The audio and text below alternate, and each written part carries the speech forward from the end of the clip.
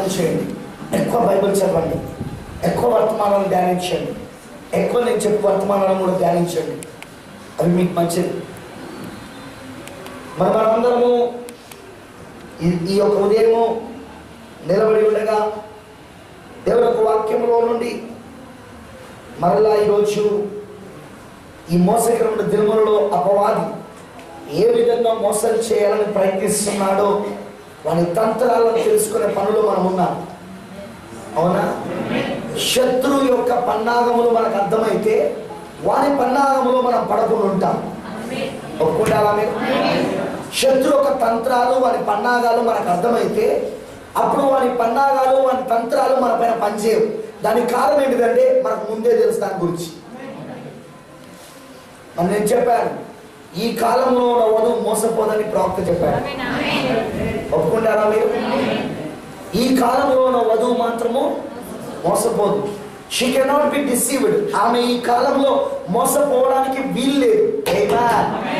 ఆమె ఈ కాలంలో మోసపోకుండా ఉండడానికే దేవుడు శత్రు యొక్క పన్నాగాలను, తంత్రాలను, వాడుకున్న సమస్తమైన బలహీనతలను, వారి బలాలను అన్నిటినీ దేవుడు మనకు ఈ కాల ప్రవక్త విలియం బ్రెన్హాం ద్వారా ఇవ్వబడిన వర్తమానంలో నుండి దేవుడు మనకు చూపించాడు. రేపు తీర్పు రోజున ఎవరైనా ప్రభువా నేను మోసపోయాను ప్రభువా అని ఆ రోజు ఏదో తోటలో ఆ అవ్వ అన్నట్లుగా ఈ రోజు అలా అంటే, తీర్పు రోజున అలా అంటే ప్రభు అంటాడు, అప్పుడంటే అవ్వ మోసపోవడానికి కారణం సాతాను యొక్క తంత్రాలు వాని పన్నాగాలు పిలవరు కనుక ఆమె మోసపోయింది. కానీ ఇప్పుడు నీకు ఆల్రెడీ నేను వర్తమానంలో వాడి తంత్రాలు, వాడి పన్నాగాలు, వాడు వచ్చు విధానాలు, వాడు చేయు కార్యాలు అన్నీ చెప్పాను కదా. మరి ఎందుకు నువ్వు అవి తెలుసుకోలేదు? ఎందుకు నువ్వు దానిని నమ్మలేదు? ఎందుకు నువ్వు దాన్ని పాటించలేదు? ఎందుకు నువ్వు ఆ మోసంలో పడకుండా నిలబడలేదు అని అడుగుతారు దేవుడు. ఆ రోజు అవ్వకైనా క్షమాపణ ఉంది, కానీ ఈరోజు లేదు. అర్థమైందంటే ఆ రోజు మోసపోయిన అవ్వకు క్షమాపణ ఉన్నది.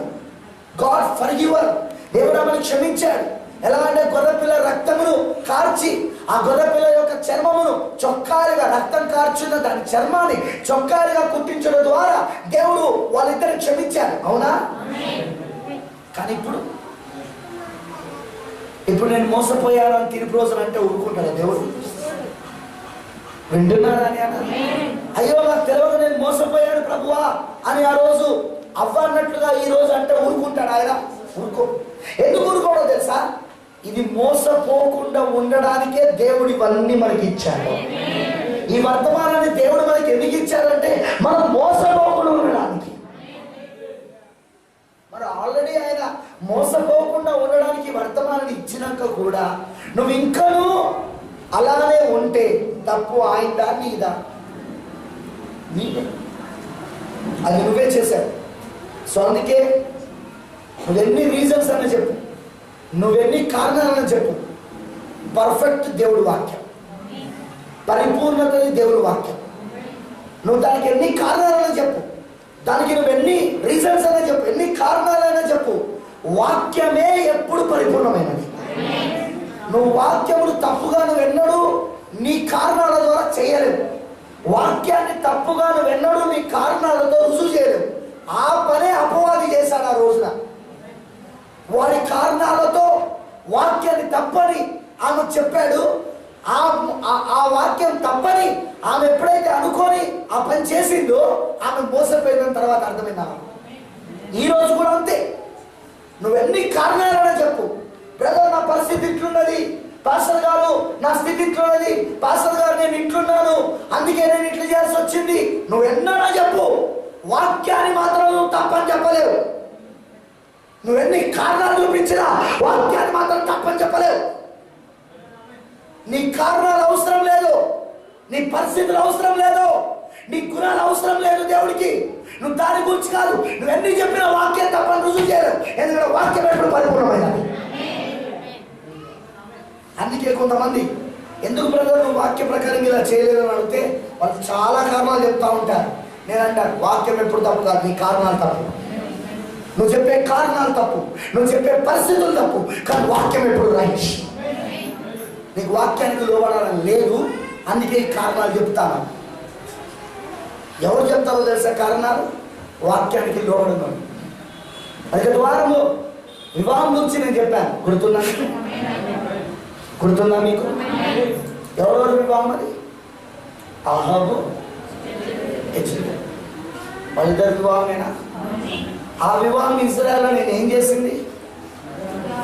విగ్రహార్థన వైపు తిప్పింది, అవునా? విగ్రహములకు అర్పించిన వాటిని తిన్నట్లు చేసింది, అవునా? ఇప్పుడు అదే యెజెబెల్ స్త్రీ ఉందా? చెప్పాలా నాకు? అదే యెజెబెల్ స్త్రీ ఉందా? ఉన్నది. ప్రకటన 17లో ఉన్నది, అవునంటారా? ఈ రోమన్ క్యాథలిక్ సంఘమే ఆ యెజెబెల్ స్త్రీ. ఈ రోమన్ క్యాథలిక్ సంఘమే ఆ యెజెబెల్ స్త్రీ. అదేం చేస్తున్నది? ఎప్పుడైతే ఈ యెజెబెల్ స్త్రీని, వింటున్నారా? ఈ యెజెబెల్ స్త్రీ అహాబును పెళ్లి చేసుకున్నదో అప్పటి నుండి, అంటే రాజ్యము మతము ఎప్పుడైతే ఏకమైందో అప్పటి నుండి అది తన ఏమైన కార్యముల చేత అనేకులను మత్తిలింపజేస్తున్నది. అనేకులను ఆ తప్పుడు సిద్ధాంతాలతో, ఆ తప్పుడు బోధలతో, వాక్య విరోధమైన కార్యాలతో అనేకులను మత్తిలింపజేస్తున్నది, అనేకులను నాశనం చేస్తున్నది. ఈ రోజు కూడా బైబిల్ ప్రకారంగా యెజెబెల్ స్త్రీ ఉన్నది. విచిత్రం ఏంటంటే యెజెబెల్ ఉన్నది అంటే ఏలియా కూడా ఉండాలి. అవునంటారా? ఆ కాలంలో ఏలియా ఉన్నాడా? ఉన్నాడా? చెప్పండి. అలాగే 4వ అధ్యాయం 5-6 వచనాల్లో ఏలియా ఉన్నాడా? 2వ రాకడ ముందు పంపబడ్డ ఏలియా ఉన్నాడా? ఈ యెజెబెలు స్త్రీని ఖండించేవాడు ఆయననే. పాత నిబంధనలో ఏలియా ఖండించాడా? కుక్కల్ని రక్తము త్రాగుతాయని, అటు అహాబుకు కుక్కల్ని మాంసము తింటదని ఇటు యెజెబెలుని ఖండించింది ఆయనేనా? అవునంటారా? అదే విధానంలో ఇప్పుడు ఏలియా వర్తమానం వచ్చిందా లేదా? యెజెబెలు స్త్రీ రంగంపై ఉన్నప్పుడు ఏలియా రావాలా లేదా? దాన్ని ఖండించడానికి ఏలియా రావాలి, వచ్చాడు. ఆయనే మన కాల ప్రవక్త విలియం మ్యారియన్ బ్రెన్హామ్. మన కాల ప్రవక్త విలియం మ్యారియన్ బ్రెన్హామే ఆ ఏలియా. ఆయన ఈ యెజెబెలు స్త్రీని ఖండించాడు. అందుకే ఈ రోజున ఈ యెజెబెలు స్త్రీ ద్వారా మోసపోకుండా ఉండడానికే దేవుడు ఏలియాను పంపించాడు. బయలుకు మోకాలను ఉండకుండా 7,000 మందిని దేవుడు కలుగున్నాడా లేదా?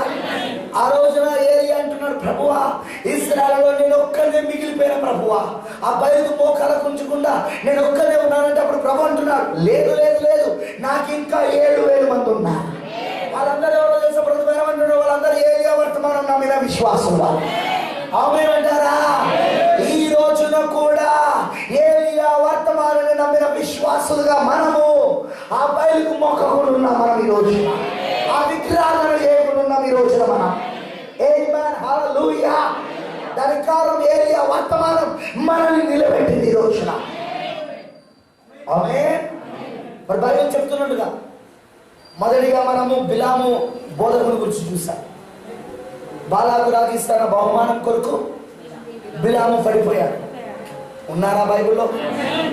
ఎస్. అదే కార్యం ఇప్పుడు జరుగుతుందా? జరుగుతుంది. తర్వాత నికాలెత్ కిరణ్ అనుసరించేవారు, అంటే సంఘమును గుప్పిట్లో పెట్టుకొని, సంఘాన్ని అదుపులో పెట్టుకొని, సంఘం పైన అధికారం చెలాయిస్తూ, వాక్యము సంఘంలో ఉంచాల్సింది పోయి వాక్యం స్థానంలో వీళ్ళుంటూ అధికారం చెలాయిస్తూ వెళ్తున్నవారు, సంఘాన్ని జయిస్తున్నవారు, మానవ పెత్తనంతో నడుస్తున్న సంఘం. అదే నికాలెత్ బోధ, నికాలెత్ ఆత్మ, నికాలెత్ క్రియలు. ఇప్పుడు ఆ నికాలెత్ బోధను అనుసరించే వారు ఉన్నారా? మెసేజ్లో ఉన్నారా? ఉండాలా? లేఖనం అది ఉండాలి, లేకపోతే లేఖనం తప్పవుతుంది. బిలాం బోధకులు ఉండాలి, లేకపోతే లేఖనం తప్పవుతుంది. వింటున్నారా? నెక్స్ట్ మూడవది యెజెబెలు స్త్రీ విగ్రహములకు అర్పించిన వాటిని తిన్నట్లుగా చేసింది. ఇశ్రాయేలుకందరికీ ఉరిొట్టినట్లు చేసింది, విగ్రహాల వైపు తిప్పింది. ఆ యొక్క వివాహము ఇశ్రాయేలుకు ఉరిగా మారిపోయింది. అవునంటారా? ఇప్పుడు అదేనా జరుగుతున్నది? రాజ్యము మతం ఏకమవుతున్నదా? నిన్న పిఎం మోడీ ఇచ్చిన స్టేట్మెంట్ చూసారా మీరు? యునెస్కోలో ఏమని ఇచ్చాడు? ఏమని చెప్తున్నాడు? మాకు అన్ని మతాలు ఒకటే, ప్రతి మతాన్ని మేము గౌరవిస్తున్నాము, మా భారతదేశంలో ప్రతి మతాన్ని మేము గౌరవిస్తాము, మైనారిటీగా ఉన్న వాళ్ళకు కూడా మేము అన్ని సదుపాయాలు ఇస్తాము. మీరు గమనిస్తున్నారా? ఎంత కరుడు గట్టి హిందూ వాడైనా సరే వాడు ఖచ్చితంగా పోపు మాటకు లోబడాల్సిందే, రోమన్ క్యాథలిక్ లోబడాల్సిందే. ఎంత కరుడు కట్టిన హిందూ వాడైనా సరే రోమన్ క్యాథలిక్ లోబడాల్సిందే. ఎందుకంటే ఇవన్నీ జరగాలని లేఖనం చెబుతున్నాను, జరుగుతా ఉన్నది. వింటున్నారా? హల్లెలూయా. నా ఈ రోజున నేను యెజబెల్ స్త్రీ గురించి నేను ఆల్రెడీ యెజబెల్ మతంలో బోధించాను. ఆల్రెడీ అది నేను ఆల్రెడీ చెప్పాను మీకు, యెజబెల్ మతం అనే వర్తమానాన్ని. అందులో ఇంకా క్లియర్గా చెప్పాను. అదేవిధంగా మరి మనం 7 సంఘ కాలాలలో కూడా యెజబెల్ స్త్రీ గురించి అది ధ్యానించరా, గుర్తుందా మీకు? మరి ఆ 4వ సంఘకాలంలో యెజబెల్ స్త్రీని గురించి ఎందుకు ఆ సంఘకాలంలో చెప్పాడో, సాతాను సింహాసనం ఆ సంఘకాలంలో ఎందుకు అక్కడికి వచ్చిందో చెప్పాను, గుర్తుందా మీకు? ఆమేన్. ఓకే, ఇప్పుడు మనము ఇంకొంచెం ముందుకెళ్దాం. Let's turn to the Bible. తిమోతికి రాసిన 2వ పత్రిక 3వ అధ్యాయం 1వ వచనం చదువుదాం. తిమోతికి రాసిన 2వ పత్రిక 3వ అధ్యాయము 1వ వచనం పరిశుద్ధ గ్రంథంలో చదువుదాం. అంత్య దినములలో అపాయకరమైన కాలములు వచ్చునని తెలుసుకొనము. ఎలాగనగా మనుషులు స్వార్థప్రియులు, ధనాపేక్షకులు, బింకములాడువారు, అహంకారులు, దూషకులు, తల్లిదండ్రులకు అవిధేయులు, కృతజ్ఞత లేనివారు, అపవిత్రులు, అనురాగరహితులు, అతిద్వేషులు, అపవాదకులు, అజితేంద్రియులు, క్రూరులు, సజ్జన ద్వేషులు, ద్రోహులు, మూర్ఖులు, గర్వాంధులు, దేవుని కంటే సుఖానుభవం ఎక్కువగా ప్రేమించువారు, పైకి భక్తి గలవారిగా ఉండి దాని శక్తిని ఆశ్రయించిన వారై ఉందురు. ఇంటి వారికి విముఖులవై ఉండుము. పాపభరితులైన నానా విధములైన దురాశల వలన నడిపింపబడి ఎల్లప్పుడూ నేర్చుకొనుచున్నను సత్య విషయమైన అనుభవ జ్ఞానము ఎప్పుడునూ పొందలేని అవివేక స్త్రీల యొక్క ఇళ్లలో చొచ్చి వారిని చెరబెట్టుకొని పోవారు వీరిలో చేరిన వారు. ఎన్నే యామ్రే అనే వారు మోషేను ఎదిరించినట్టు వీరును చెడిన మనసు కలిగి విశ్వాస విషయంలో భ్రష్టులై సత్యమును ఎదిరింతురు. ఆయనను వారి అవివేకం ఎలాగూ తేటబడేనో అలాగే వీరిని కూడా అందరికీ తేటబడును గనుక వీరు ఇక ముందు సాగరు. ఆమేన్. ప్రభు మాటలను దీవించును గాక. ప్రార్థన చేసుకుందాం మొదటిగా, తర్వాత ఇంకొన్ని లేఖనాలు తీస్తాను. మొదలుగా ప్రార్థించుకుందాం. పరిశుద్ధుడా, సర్వశక్తిమంతుడా, కృపామయుడైన దేవా, కృపా సత్య సంపూర్ణానికి స్తోత్రములు తండ్రి. ఓ ప్రభువా, ఈరోజు నా తండ్రి నీ వాక్యము చెప్పినట్లుగా మరలా ఎన్ని యామ్రేలు ప్రత్యక్షమైన కాలంలో మేమున్నాము. విన్నో మాకు తెలుసు ఎన్ని యామ్రేలు మరలా ఈ కాలంలో వస్తారని, అంత్య దినములలో ఇది అపాయకరమైన కాలములుగా ఉండునని నీ లేఖనము చెప్పినట్లుగా ఇవన్నీ జరుగుతూ ఉన్నాయి ప్రభువా. నీ వాక్యం ఇప్పుడు ఒక చరిత్ర కాదని, అది సజీవమైన రెండంచులు గల వాడేల కడగమని మాకు ఇప్పుడు అర్థమవుతున్నది. ఇప్పుడు ఈ వాక్యము సజీవమైన మాకు అర్థమవుతున్నది. అందుకే ఈరోజు మాతో మాట్లాడు. ఓ ప్రభువా, నేనేం చెప్పాలని నువ్వు పరిశుద్ధ ఆత్మ ద్వారా నా హృదయంలో భారం పెట్టావో, నేను వర్తమానాలు ధ్యానిస్తున్నప్పుడు, బైబిల్ని ధ్యానిస్తున్నప్పుడు, నేను ప్రార్థిస్తున్నప్పుడు ఏదైతే ప్రవక్తకు చూపించావో, ఏదైతే ప్రవక్త చెప్పి ఉన్నాడో, దేని గురించి ఆయన ఆవేదన పడ్డాడో, దేని గురించి ఆయన బాగా ఆలోచించాడో, ఆ విషయాలను ఈరోజు నేను సంఘములకు బోధిస్తున్నా. ఎందుకంటే ప్రభువా, ఇది అతి మోసకరమైన కాలమని నువ్వే సెలవిచ్చావు. సాధ్యమైతే ఏర్పరచమన్న వారిని సైతము మోసగించే కాలంగా ఇది ఉంటుందని అన్నావు. అందుకే ఇంత మోసకరమైన కాలంలో మేము మోసపోకుండా ఉండాలి అంటే సాతాను యొక్క తంత్రాలు, వాని యొక్క విధానాలు, వాడు వచ్చు మార్గాలు, వాడు చేయు కార్యాలు అన్నీ మేము ముందుగానే తెలుసుకున్నప్పుడు మేము అందులో పడకుండా ఉండగలుగుతాం. దేవా నువ్వు సహాయం చేయి, మాకు కృప చూపించు, ప్రతి ఒక్కరికి నీ అభిషేకం దయచేయి. ఈ వాక్యం అర్థమయ్యేటట్లుగా పరిశుద్ధాత్మ ఈరోజు రంగంపై నిలబడి మాతో మాట్లాడును గాక. ఖచ్చితంగా ఈరోజు నీ వాక్యం ప్రతి ఒక్కరి హృదయాలలో ఫలించబడినట్లు చేయి దేవా. 100 1000 ఫలించబడే భాగ్యము దయచేయండి. నీకు అప్పగిస్తూ యేసుక్రీస్తు నామములో ప్రార్థిస్తున్నాను. ఆమేన్. కూర్చోండి.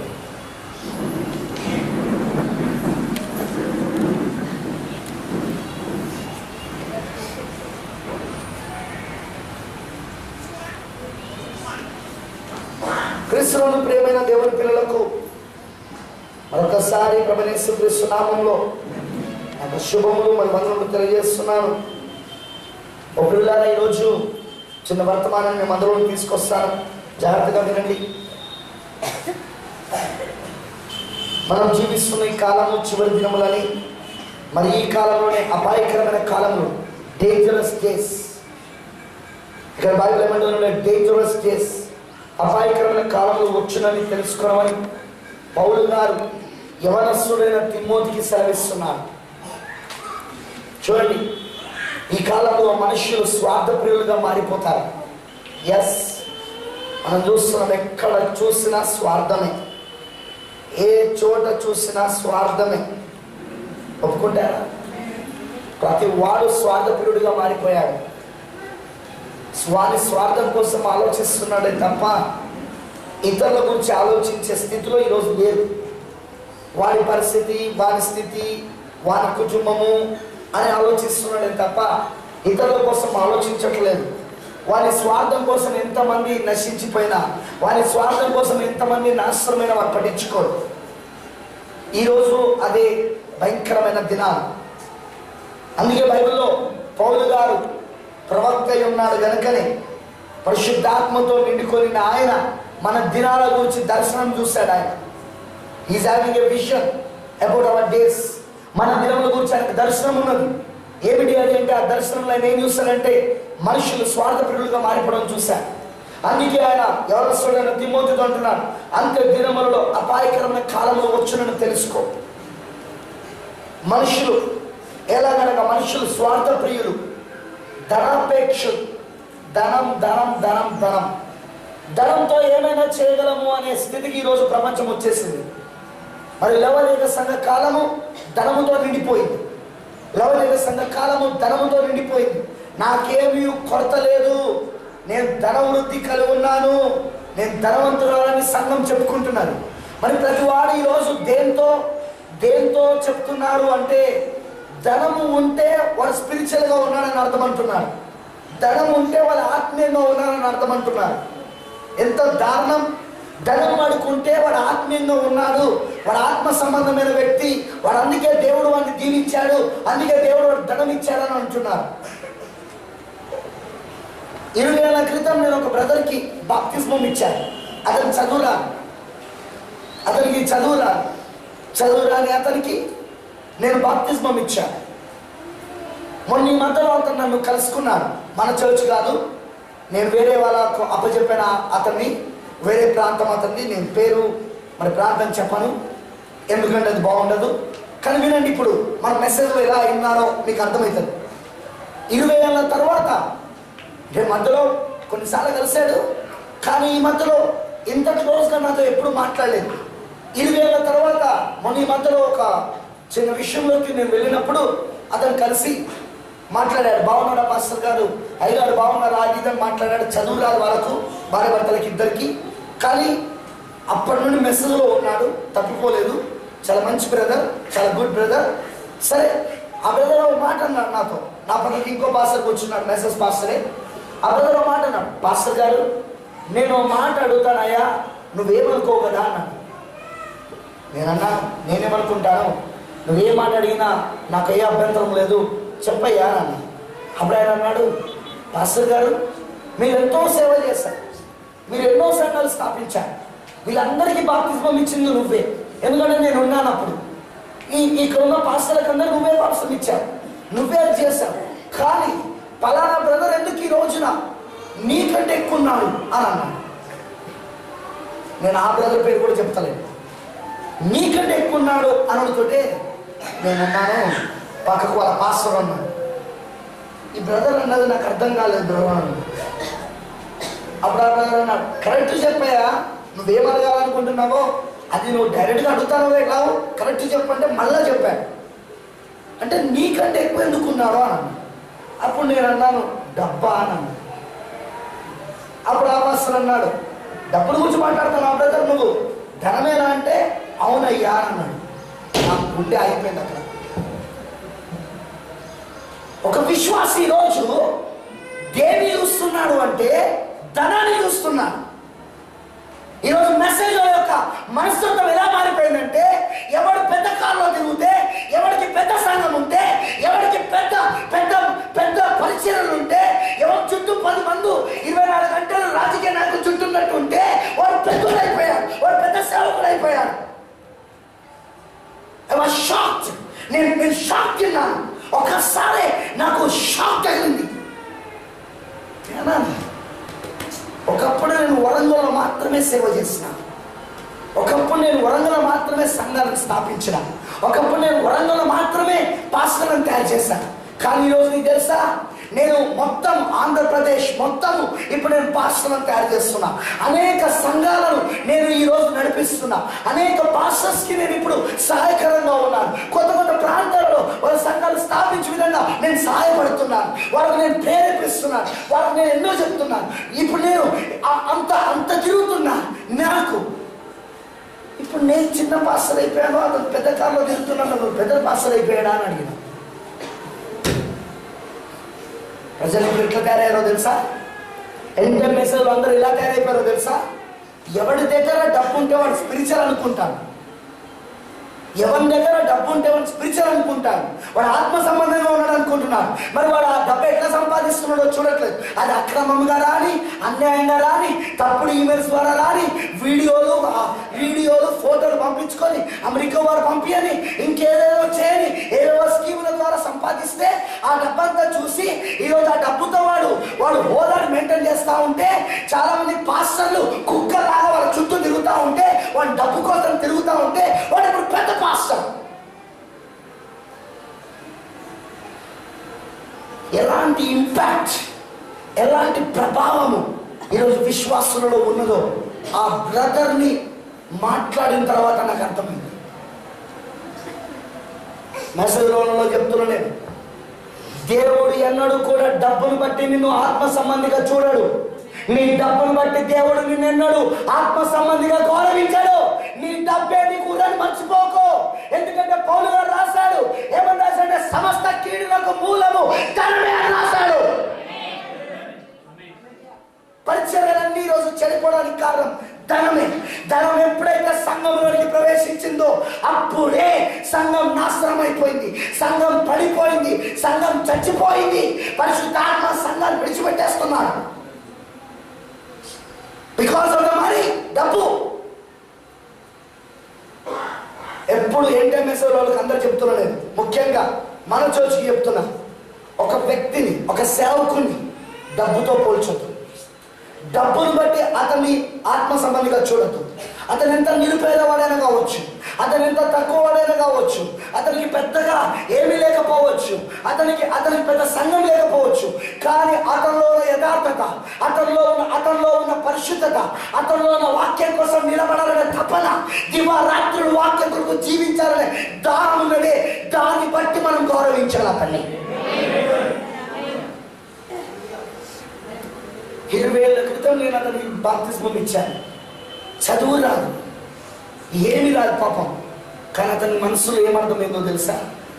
డబ్బున్న ఆ పాస్టర్ మార్క్ పాస్టర్ కంటే పెద్ద. డబ్బుతో ఈరోజు ప్రతి వాడాన్ని తయారైపోయాడు. అందుకే ప్రభు అన్నాడు, లౌకిక సంఘ కాలంలో నేను ధనవంతురాన్ని, నాకేమి కొరత లేదని చెప్పుకుంటున్నా, కానీ నువ్వు దిగంబరివి, నువ్వు దిక్కుమాలిన దానవు, నువ్వు దౌర్భాగ్యము, నువ్వు గుడ్డివాడవు, నువ్వు దరిద్రుడవు అని ప్రభు అంటున్నావు. ప్రభువుకి ప్రజలకు ఎంత తేడా ఉందండి? ప్రభు దృష్టికి ప్రజల దృష్టికి ఎంత తేడా ఉంది? ప్రవక్త అంటాడు, నేను ప్రపంచంలో మల్టీమిలియనర్గా మారిపోగలను నేను తలుచుకుంటే. కొన్ని కోట్ల రూపాయలు నేను సంపాదించగలను నేను తలుచుకుంటే. ఒక్క సంవత్సరంలో కొన్ని కోట్ల రూపాయలు నాకు రాగలవు. కానీ నేను పేదవాడుగానే ఉండాలనుకుంటున్నాను. మీరు తెలుసా బ్రతుకైనా నా కాలంలో ఉన్న అమెరికా వాళ్ళందరూ ఏమన్నారో తెలుసా? అతను అసలు ఆత్మ సంబంధి కాదు. ఆత్మ సంబంధి ఉంటే ఎప్పుడు చూసినా ఆర్థిక ఇబ్బందులు ఎందుకుంటాడు ఆయన. ఆయన చర్చి కట్టడానికి బ్యాంకులో అప్పెందుకు తీసుకొస్తాడు తెలుసా మీకు ఆ సంగతి?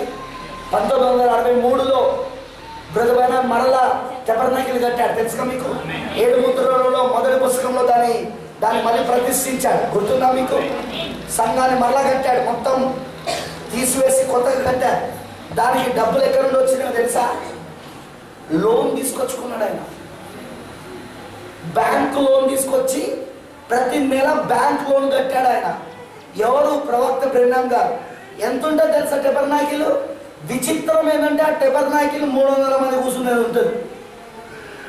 ఎందుకంటే అంతకంటే ఎక్కువ మంది రారు అక్కడికి. 300 మంది కూర్చునే ఆ టెబర్నాకిల్కి ప్రవక్త బ్రెన్నాం గారు బ్యాంక్ లోన్ తీసుకొచ్చుకున్నారంటే ఆయన పరిస్థితిని అర్థం చేసుకోండి. కానీ ఆయన తలుచుకుంటే కోట్లు కోట్లు కోట్లకు భరించబడతాయి. ఎన్నోసార్లు ఆయనకు మిలియనీర్లు, పెద్ద పెద్ద మిలియనీర్స్ చెక్కులు పంపించారు. ఎన్నిసార్లు పంపించినా ప్రతిసారి దాని ముఖం కూడా చూడలేదు. నాకు దాన్ని చూపించొద్దు అన్నాడు ఆయన. నాకు అది అక్కర్లేదు అంటే, ఇది సేవ కొరకు వాళ్ళు ఇస్తున్నారయ్యా, అదిగో వాళ్ళ భార్య స్వస్థత పొందుకున్నది, అతనికి చాలా పెద్ద ఫ్యాక్టరీలు ఉన్నాయి, వైన్ ఫ్యాక్టరీలు ఉన్నాయి. ఆ వైన్ ఫ్యాక్టరీలో ఓనర్ అతని భార్య నీ కూటాలలో మరి ఆమె క్యాన్సర్తో చచ్చిపోతుంటే ఆమె నీ కూటాలలో బాగుపడ్డది, దేవుడు ఆమెను స్వస్థపరిచాడు. అందుకోసమే $1.5 మిలియన్, $1.5 మిలియన్ అంటే $17 లక్షల నీకు పంపించారు అంటే ప్రవక్త అంటాడు, నాకు దానికి చూపించను కూడా చూపించద్దు, నాకు అక్కర్లేదు. పేదవాడు కానీ ఎందుకు తీసుకోలేదు? అదే చాలా మందికి అర్థం కాదు. అని అంటారు, పిచ్చోడే ఫారెన్ కాంట్రాక్ట్స్ పెట్టుకొని సంపాదించవచ్చు కదా, ఏమైనా మాలాంటి వాళ్ళ పైన పడతా ఉంటాడు, ఆయన కూడా ఫారెన్ కాంట్రాక్ట్ పెట్టుకోవచ్చుగా, ఆయన కూడా సేవ్ ఉందిగా. నీకు అదే అర్థం కాదురా బాబు. ఫారెన్ కాంట్రాక్ట్ డబ్బు సంపాదించడం కాదు ఇక్కడ ముఖ్యం. ఇక్కడ ముఖ్యం ఏంటిదంటే దేవుని పైన నిలబడి ప్రతి అవసరతగా ఆయన వైపు చూడడం ముఖ్యమైనది. ప్రతి అవసరత ఆయన వైపు చూడాలి. మనం ప్రతి అవసరత ఆయన వైపు చూడాలి. ఏ చిన్న అవసరత వచ్చినా సరే ఓ ప్రభువా ఆయన వైపు చూడాలి. ఎందుకంటే దేవుడు కోరేది అదే అన్నాడు ప్రవక్త.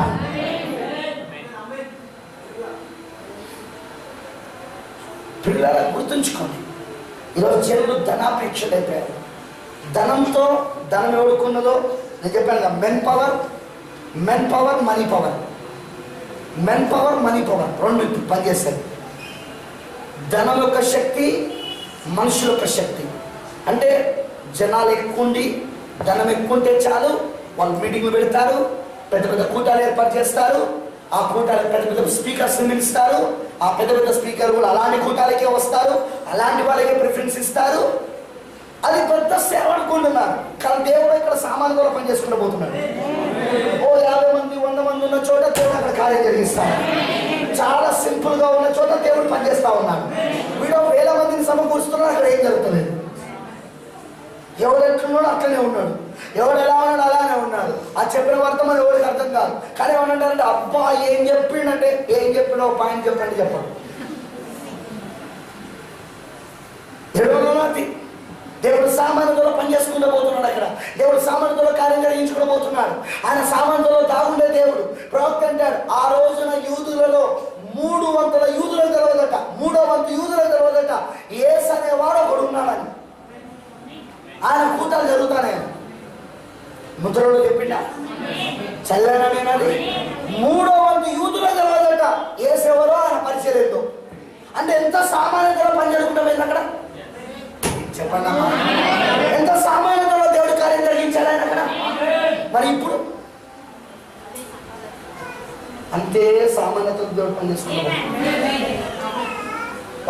నేను దాన్ని బట్టి దేవుని మహిమ చెల్లిస్తున్నాను. కానీ నా హృదయం గద్దలైపోయింది పిల్లలు, నిజం చెప్తాను. నాకు కొద్దిసేపు దాకా షాక్ గురైంది. ఎండ్ టైం మెసేజ్లో ఎలాగో తయారైపోయారా? ఓహో డబ్బు, అందుకేనా ఈరోజు పాస్టర్లు డబ్బు కోసం అంత పాకులాడుతూ ఉన్నారు. ప్రజలను గ్రిప్లో పెట్టుకోవాలంటే డబ్బులు చూపించాలి, డబ్బున్నట్టు చూపించాలి. డబ్బున్నట్టు చూపిస్తే ప్రజలు గ్రిప్లో ఉంటారు, ప్రజలు భయపడతారు. సేమ్ లోకంలోకి ఆత్మ పనిచేస్తుంది. ఇప్పుడు ఓ పేదోడికి రెస్పెక్ట్ ఇవ్వరు, కానీ ఒక ధనవంతుడికి చేతులు పెట్టుకుని నిలబడతారు. అవునా కాదా? ఏంటి పేదోడికి వీడికి తేడా ఏంటిదంటే కేవలం ధనమే. వీడి దగ్గర ధనం లేదు, మా దగ్గర ధనం ఉంది. ఈ రోజు మనం మెసేజ్ ఎలా తయారయ్యావో తెలుసా? ఈ పాస్టర్కి ఎంత పెద్ద కారు ఉన్నది, ఈ పాస్టర్కి ఎంత పెద్ద చర్చ్ ఉంది, ఈ పాస్టర్కి ఎంతమంది విశ్వాసాలు వస్తారు, ఈ పాస్టర్ చుట్టూ ఎంతమంది ఉంటారు, ఎప్పుడు చూసినా బాడీ గార్డులు, ఎంత ధనం ఉన్నది. ఇది ఈరోజు ఎండ్ టైం మెసేజ్లో. కనబడి గుర్తుంచుకోండి, మనము వాటితో మోసపోవద్దు. అందుకే ఈ విషయాలు చెప్తున్నాను. మోసపోవద్దు, క్యారెక్టర్ని బట్టి మనం విలువ ఇవ్వాలి. ఈరోజు ఈ మెసేజ్లో వ్యభిచారులు ఉన్నారు. నాకు తెలుసు వాళ్ళు వ్యభిచారులని, కళ్ళారా చూస్తారు వాళ్ళు వ్యభిచారులు, కళ్ళారా. ఈ మెసేజ్లో వ్యభిచారులు ఉన్నారు, ఈ మెసేజ్లో ఇద్దరు భార్యలు ఉన్నారు. పాస్టర్లు వీళ్ళంతా ఈ మెసేజ్లో అక్రమంగా నోరు తెరిస్తే అబద్ధాలు చెప్తూ ఫారినర్స్ దగ్గర డబ్బులు తెచ్చుకునేటోళ్ళు ఉన్నారు. అబద్ధాలతో లేనిపోని వీడియోలన్నీ క్రియేట్ చేసి వాడు సేవ చేయడం ఏం చేయడు, కానీ ఆ అడవిలో నడుచుకుంటూ పోతున్నాడు, ఫోటోలు దిగుతాడు. ఎక్కడో ఏరు నీళ్ళు తాగినట్టు ఫోటోలు దిగుతాడు. ఎక్కడో ఓ 10 గుడిసెలు కనబడుతున్నాడు, అక్కడ నిలబడి సువార్త చెప్తున్నట్టు వాడు ఫోటోలు దిగుతాడు. ఆ ఫోటోలన్నీ చూసాను నేను ఎన్నోసార్లు. ఆ మెసేజ్లో పంపించేవాళ్ళు చూసి ఆశ్చర్యపోయినా, ఓరే వీడు దొంగలో నెంబర్ 1 దొంగరా. ఈ మెసేజ్లో వీళ్ళందరినీ నేను చూశాను. వీళ్ళందరినీ చూసే మోసపోవద్దని చెప్తాను నేను. అందుకే చెప్తాను, మోసపోవద్దు. ఇలాంటి దొంగలు ఉంటారు, నిజమైన సేవకులు కూడా ఉన్నారు. ఆమేన్. నిజంగా దేవుని కోసం పనిచేసే సేవకులు ఉన్నారు, నిజంగా దివారాత్రులు కష్టపడే సేవకులు ఉన్నారు. వాక్యాన్ని ప్రకటించాలనే ఏకైక ఉద్దేశంతో వాళ్ళకున్న సమస్తాన్ని వదిలిపెట్టుకొని ఏది సంపాదించకుండా ఏమైనా దేవుడిస్తే దానికి సేవకే ఖర్చు పెడుతూ ముందుకెళ్తున్న వాళ్ళు ఉన్నారు. కానీ అది చాలా సామాన్యంగా జరుగుతుంది. అది అందరికీ కనబడదు అన్నమాట. ఆ సేవ చాలా సామాన్యతలో దేవుడిని జరిగిస్తాను. అవునంటారా? సో అది నిజం. అది ఈరోజు ధనంతో ఏమైనా చేయొచ్చు అనుకుంటున్నారు, కానీ బైబిల్ చెప్తున్నది పరిశుద్ధాత్మ శక్తి నువ్వు ధనంతో కొనలేదు. సంఘములో పరిశుద్ధాత్మ శక్తి నువ్వు ధనంతో కొనలేదు. సంఘములో పరిశుద్ధాత్ముని నువ్వు ధనంతో నడిపించలేవు. సంఘములో పరిశుద్ధాత్ముని ధనముతో నువ్వు ఏరలేవు. గుర్తుంచుకో, పరిశుద్ధాత్ముడే మనని ఏలాలి, పరిశుద్ధాత్ముడే మనం నడపాలి. బట్ ప్రాబ్లం చూడే, ఈరోజు ఏమనుకుంటానంటే ధనం ధనం ధనం. నిజంగా అంతే నిర్మూలన అలా ఉంటుందని పౌలు గారు చెప్పిన మాట జరుగుతాను. ధనాపేక్షం. దేవుడు ఎన్నడూ మన ధనమును బట్టి తీర్పు తీర్చాడు, కానీ మన క్యారెక్టర్ని బట్టి తీర్పు తీరుస్తాడు. మన క్యారెక్టర్, నీ దగ్గర ఎంత డబ్బు ఉన్నదని దేవుడు అడగడు, కానీ నీ క్యారెక్టర్ ఏంటని మాత్రం దేవుడు అడుగుతాడు. ఏంటి అసలు నీ గుణం ఏంటని అడుగుతాడు దేవుడు. మన గుణాన్ని బట్టి దేవుడు తీర్పు తీరుస్తాడు. ఎప్పుడు దేవుడు మన ధనాన్ని బట్టి దేవుడు తీర్పు తీర్చాడు. గుర్తుంచుకోండి మాట. కానీ ఈ రోజులలో మనుషులు స్వార్థప్రియులు, ధనాపేక్షలు, బింకములాడువారు, అహంకారులు, దూషకులు, తల్లిదండ్రులకు అవిధేయులు. వింటున్నారా? కృతజ్ఞత లేనివారు, అపవిత్రులు, అనురాగరహితులు, అతిద్వేషులు, అపవాదకులు, అజితేంద్రియులు, క్రూరులు, సజ్జనద్వేషులు, ద్రోహులు, మూర్ఖులు, గర్వాంధులు, దేవుని కంటే సుఖానుభవముని ఎక్కువగా ప్రేమించువా. పైకి భక్తి గలవాడై దాని శక్తిని చెప్పాలా? నాకు పైకి మాత్రం ఎట్లుంటో తెలుసా? మరి వీళ్ళు మా ఎంత భక్తిపరుడు ఎవరు లేడని అంటూ చూపిస్తూ ఉంటారు, కానీ ఇంతకు వీళ్ళకి పరిశుద్ధాత్మ శక్తి ఏందో తెలుసా? తెలియదు. వీళ్ళకి పరిశుద్ధాత్మ శక్తి పైన నమ్మకం ఉందా? లేదు. వీళ్ళు పరిశుద్ధాత్మ శక్తిని ఆశ్రయిస్తారా? ఆశ్రయించారు. పైకి మాత్రం భక్తి గలవారుగా ఉంటారు. ఈరోజు సంఘ శాఖలలో అదే కనబడుతున్నది. సంస్థలు మొత్తం దీంతోనే నిండిపోయింది. పైకి భక్తి గలవారిగా కనబడుతూ దాని శక్తిని ఆశ్రయించిన వారుగా ఉన్నారు. ఈవెన్ మెసేజ్ చర్చెస్లో కూడా చాలా మంది ఇదే స్థితి. పాస్టర్లు ఏం చూస్తున్నారో తెలుసా? సంఖ్య పెరగడం చూస్తున్నారు. సంఖ్య పెరిగినప్పుడు ఏమవుతుందో తెలుసా? కానుకలు పెరుగుతాయి, దశమభాగాలు పెరుగుతాయి. ఈ కానుకలు దశమభాగాలు పెరిగినప్పుడు ఏమవుతుందో తెలుసా? పాస్టర్ ఒక హోదా పెరుగుతాయి. ఈ హోదాను మరలా పోగొట్టుకునలేక, ఈ హోదాను దాన్ని పోగొట్టుకునలేక, ఆ వస్తున్న సంఖ్య తప్పని తెలుసు వాళ్ళకు. అందులో ఉన్న వాళ్ళకు చాలా మందికి మారు మనసు లేదని తెలుసు, వాళ్ళు చాలా మంది మారలేదని తెలుసు, వాళ్ళు ఇంకా వ్యభిచారులు ఉన్నారని తెలుసు, ఇద్దరు భార్యలని తెలుసు, ఇంకా వాళ్ళు చాలా మంది మోసగాళ్ళు ఉన్నారని తెలుసు, తప్పుడు కార్యాలలో ఉన్నారని తెలుసు. అయినా కూడా వాళ్ళు ఎందుకు దాన్ని ఖండించరు అంటే, దాన్ని ఖండిస్తే వీళ్ళు విడిచిపెట్టిపోతారు. వీళ్ళు విడిచిపెట్టి వెళ్ళిపోతే అప్పుడు నా హోదా తక్కువైపోతుంది, అప్పుడు ధనం తక్కువైపోతుంది, రావడం తక్కువైపోతుందని ఆలోచిస్తున్నారు. మోసం, ఇది కూడా మోసం. మెసేజ్ చర్చ్లో జరుగుతున్న మోసం. ఒక పాపిని పాపిగా చెప్పకపోతే, ఒక దుష్టుడిని వాడు దుష్టుడని చెప్పకపోతే వాడు మోసపోతున్నాడు అక్కడ. వాడు మోసపోతున్నాడు అక్కడ. వాడిని మోసం చేస్తుంది ఎవరో కాదు, పాస్టరే. వాడు మోసం చేస్తుంది ఎవరో కాదు, సంఘ కాపర్లే, సేవకులే. ఉన్నడుగా చెప్పకుండా వాడి పరిస్థితి ఏందో, వాడి ఆత్మీయ స్థితి ఏందో, వాడు అలా ఉంటే పరలోకం పోడు అన్న సంగతి చెప్పకుండా, వాడి వేషధారణ జీవితం గురించి బోధించకుండా, వాడి తప్పుడు జీవితం గురించి బోధించకుండా, నువ్వు వధువే, నువ్వు పెళ్లి కుమార్తెవే అని మోసం మాటలు మాట్లాడుతూ, నువ్వు పక్షిరాజువే అని చెప్తూ, లేనిపోని మోసం మాటలు మాట్లాడుతూ అనేక మంది మోసం చేస్తున్నారు ఈ రోజున. అందుకే నేను చాలా మందికి పాస్టర్స్కి నేను పడను. అందుకే వాళ్ళ వేసిన ముద్ర ఆయన సువార్థికుడయ్యా, సువార్థికుడైనా, అందుకే ఆయన అలా మాట్లాడుతున్నాడు అని అంటారు. ఒక పాస్టర్ ఖండించినంతగా సువార్థికుడు ఖండించలేడని మీకు తెలుసా? ఒక పాస్టర్ ఖండించినంతగా సువార్థికుడు ఖండించలేడని మీకు తెలుసా? నిజం. ఎందుకంటే సువార్థికుడు లోకంలోని పాపాన్ని ఖండిస్తే, పాస్టర్ సంఘంలోని పాపాన్ని ఖండించాలి. మీకు అర్థమైందా? సువార్థికుడు లోకంలో ఉన్న పాపిని ఖండిస్తాడు. ఒరే లోకంలో నువ్వు చచ్చిపోతావురా, అరే నువ్వు తాగుబోతు చచ్చిపోతావురా, ఒరే సిగరెట్ తాగేటోడా చచ్చిపోతావురా అని లోకంలో ఉన్న వాళ్ళను, వాళ్ళ లోకంలో జీవిస్తున్న వాళ్ళను, పాపంలో ఉన్న వాళ్ళను ఖండించి సువార్త చెప్పి క్రీస్తు దగ్గర తీసుకొస్తారు. కానీ ఒక పాస్టర్ ఏం చేయాలో తెలుసా? ఆల్రెడీ లోపలికి వచ్చిన వాళ్ళు, అంటే సంఘంలోకి వచ్చిన వాళ్ళు, రక్షణ పొందుకొని బాప్తిస్మం పొందుకొని రక్షణలోకి వచ్చిన వాళ్ళను ఖండించాల్సిన బాధ్యత పాస్టర్. ఇప్పుడు సువార్థికుల కంటే ఎక్కువ ఎవరు ఖండించాలో తెలుసా? పాస్టర్ ఖండించాలి. ఎందుకో తెలుసా? పాస్టర్కి ఇప్పుడు 200 తీర్పు. పాస్టర్కి ఇప్పుడు 200 తీర్పు. ఒకవేళ ఇతన్ని ఖండించలేదనుకో, ఇతను రక్తాపరాధానికి అతనే లేకపోతే చెప్పాల్సి వస్తుంది, పాస్టరే లేకపోతే చెప్పాల్సి వస్తుంది. ప్రియ సోదరుడా, సోదరి, నేను చెప్పేది నిజం, నేను చెప్పేది వాస్తవం. బైబిల్ చెప్తున్నట్టుగా ఈరోజు చాలా మంది లోపల ఉన్న పాపాన్ని ఖండిస్తలేదు. బయట ఉన్న పాపాన్ని ఖండించేవాడు సువార్థికుడైతే, లోపంలో ఉన్న దాన్ని ఖండించేవాడు పాస్టర్. ఎందుకంటే దేవుని తీర్పు బయట నుండి మొదలు కాదు. చెప్పాలన్నా దేవుని తీర్పు ఎక్కడి నుండి మొదలవుతుంది అన్నాడు? ఇక్కడ నుండి స్టార్ట్ అవుతుంది. పులిపిట్ దగ్గర నుండి మొదలవుతుంది. ఫస్ట్ పాస్టర్ దగ్గర నుండి మొదలవుతుంది. ముందు దేవుడు ఎవరిని లెక్క అడుగుతాడు? నాయకుడు, గుంపు నాయకుడు. ఆ తర్వాత గుంపు దగ్గర వస్తాడు. అందుకే మీరు గమనించండి, అవ్వ పాపం చేస్తున్నప్పుడు మొదలుగా పాపం చేసింది అవ్వనా ఆదామా? చెప్పాలా? నాకు అవ్వనే చేసింది, అవునా? ఆ తర్వాత ఎవరు చేశారు? కానీ దేవుడు సాయంత్రం వచ్చి ఎవరిని అడిగాడు? పాస్టర్ని అడిగాడు. ఎందుకంటే అవ్వ సంఘం అయితే పాస్టర్. ఇప్పుడు పాస్టర్ని అడిగి ఆ తర్వాత ఎవరిని అడిగాడు?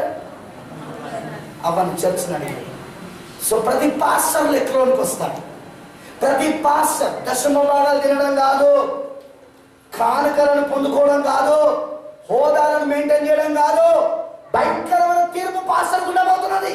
అతను కనుక రాజీ పడకుండా వాక్యం చెప్తేనే బ్రతుకుతాడు, లేకపోతే సంఘం పోతాడేమో, విశ్వాసులు పోతాడేమో, నా సంఘాన్ని విడిచిపెట్టి వేరే చర్చికి వెళ్తాడేమో అనే భయంతో ఒక్క పూట భోజనం కోసం ముందు అమ్మి వేసుకున్నాడో ఏశావు, అలా పాస్టర్లు చేస్తే వాని బతుకు ఏశావు కంటే దారుణంగా ఉండబోతున్నది. వాని బతుకు ఏశావు కంటే దారుణంగా ఉంటుంది. అందుకే ఏ పాస్టర్ అయినా సరే ఉన్నదుగా వాక్యం చెప్పాలి, వర్తమానాన్ని ఉన్నదుగా బోధించాలి. వర్తమానంలో రాజీ పడద్దు, వాక్య విషయంలో రాజీ పడద్దు. వాళ్ళు ఉంటారా పోతారా అనేది దేవుడు అలాంటి సంకల్పంలో ఏముంటుంది జరుగుతుంది. అక్కడ వాడు ఉంటారా పోతాడా అని అవసరం లేదు. అక్కడ దేవుడు అనాది సంకల్పంలో ఏం జరుగుతుందని. అందుకే చాలా మందికి నేను చెప్పే మాటలు పడవు. But I will tell straight forward. వాళ్ళ దశమ భాగాలు ఇవ్వకపోని, వాళ్ళ కానుకలు ఇవ్వకపోని, వాళ్ళ చర్చకు రాకపోని, కానుక సంఘ కాపరిగా నేను చెప్పేస్తాను. ఒకవేళ నువ్వు మా సంఘ కాపరి కావు, పో. నువ్వు నన్ను త్రోసివేసేసి వెళ్తున్నావు కదా, వెళ్ళిపో. ఎవరినైతే సంఘ కాపరి ఎన్నుకుంటావో వాళ్ళ గురి తీసుకురాబోతున్నావు. నువ్వు వాళ్ళ గురి తీసుకొస్తావు, నువ్వు నాకు తెలుసు. వాళ్ళ నాశనం చేస్తావు, నాకు తెలుసు. వెళ్ళు. ఇక్కడ ఖండింపుకు భరించినోడు ఇంకో దగ్గరికి ఎలా ఖండింపును భరించగలడు. ఇక్కడ తప్పును సరిదిద్దుకోనోడు ఇంకో చర్చికి ఎలా సరిదిద్దుకోగలుగుతాడు. ఇక్కడ పరిశుద్ధాత్మకు లోబడినోడు అక్కడికి ఎలా లోబడతాడు. అక్కడ పరిశుద్ధాత్మ లేకపోతే, అక్కడ ఖండింపు లేకపోతే, అక్కడ సరి చేసుకోవడం లేకపోతే ఉండగలుగుతాడు అక్కడ. కానీ ఇదే పరిశుద్ధాత్మ అక్కడ పనిచేస్తే, ఇదే మెసేజ్ అక్కడ పాస్టర్ బోధిస్తే వాడు అక్కడ కూడా ఉండలేదు. కానీ ప్రాబ్లం ఏంటంటే ఈరోజు అలా బోధిస్తలేదే.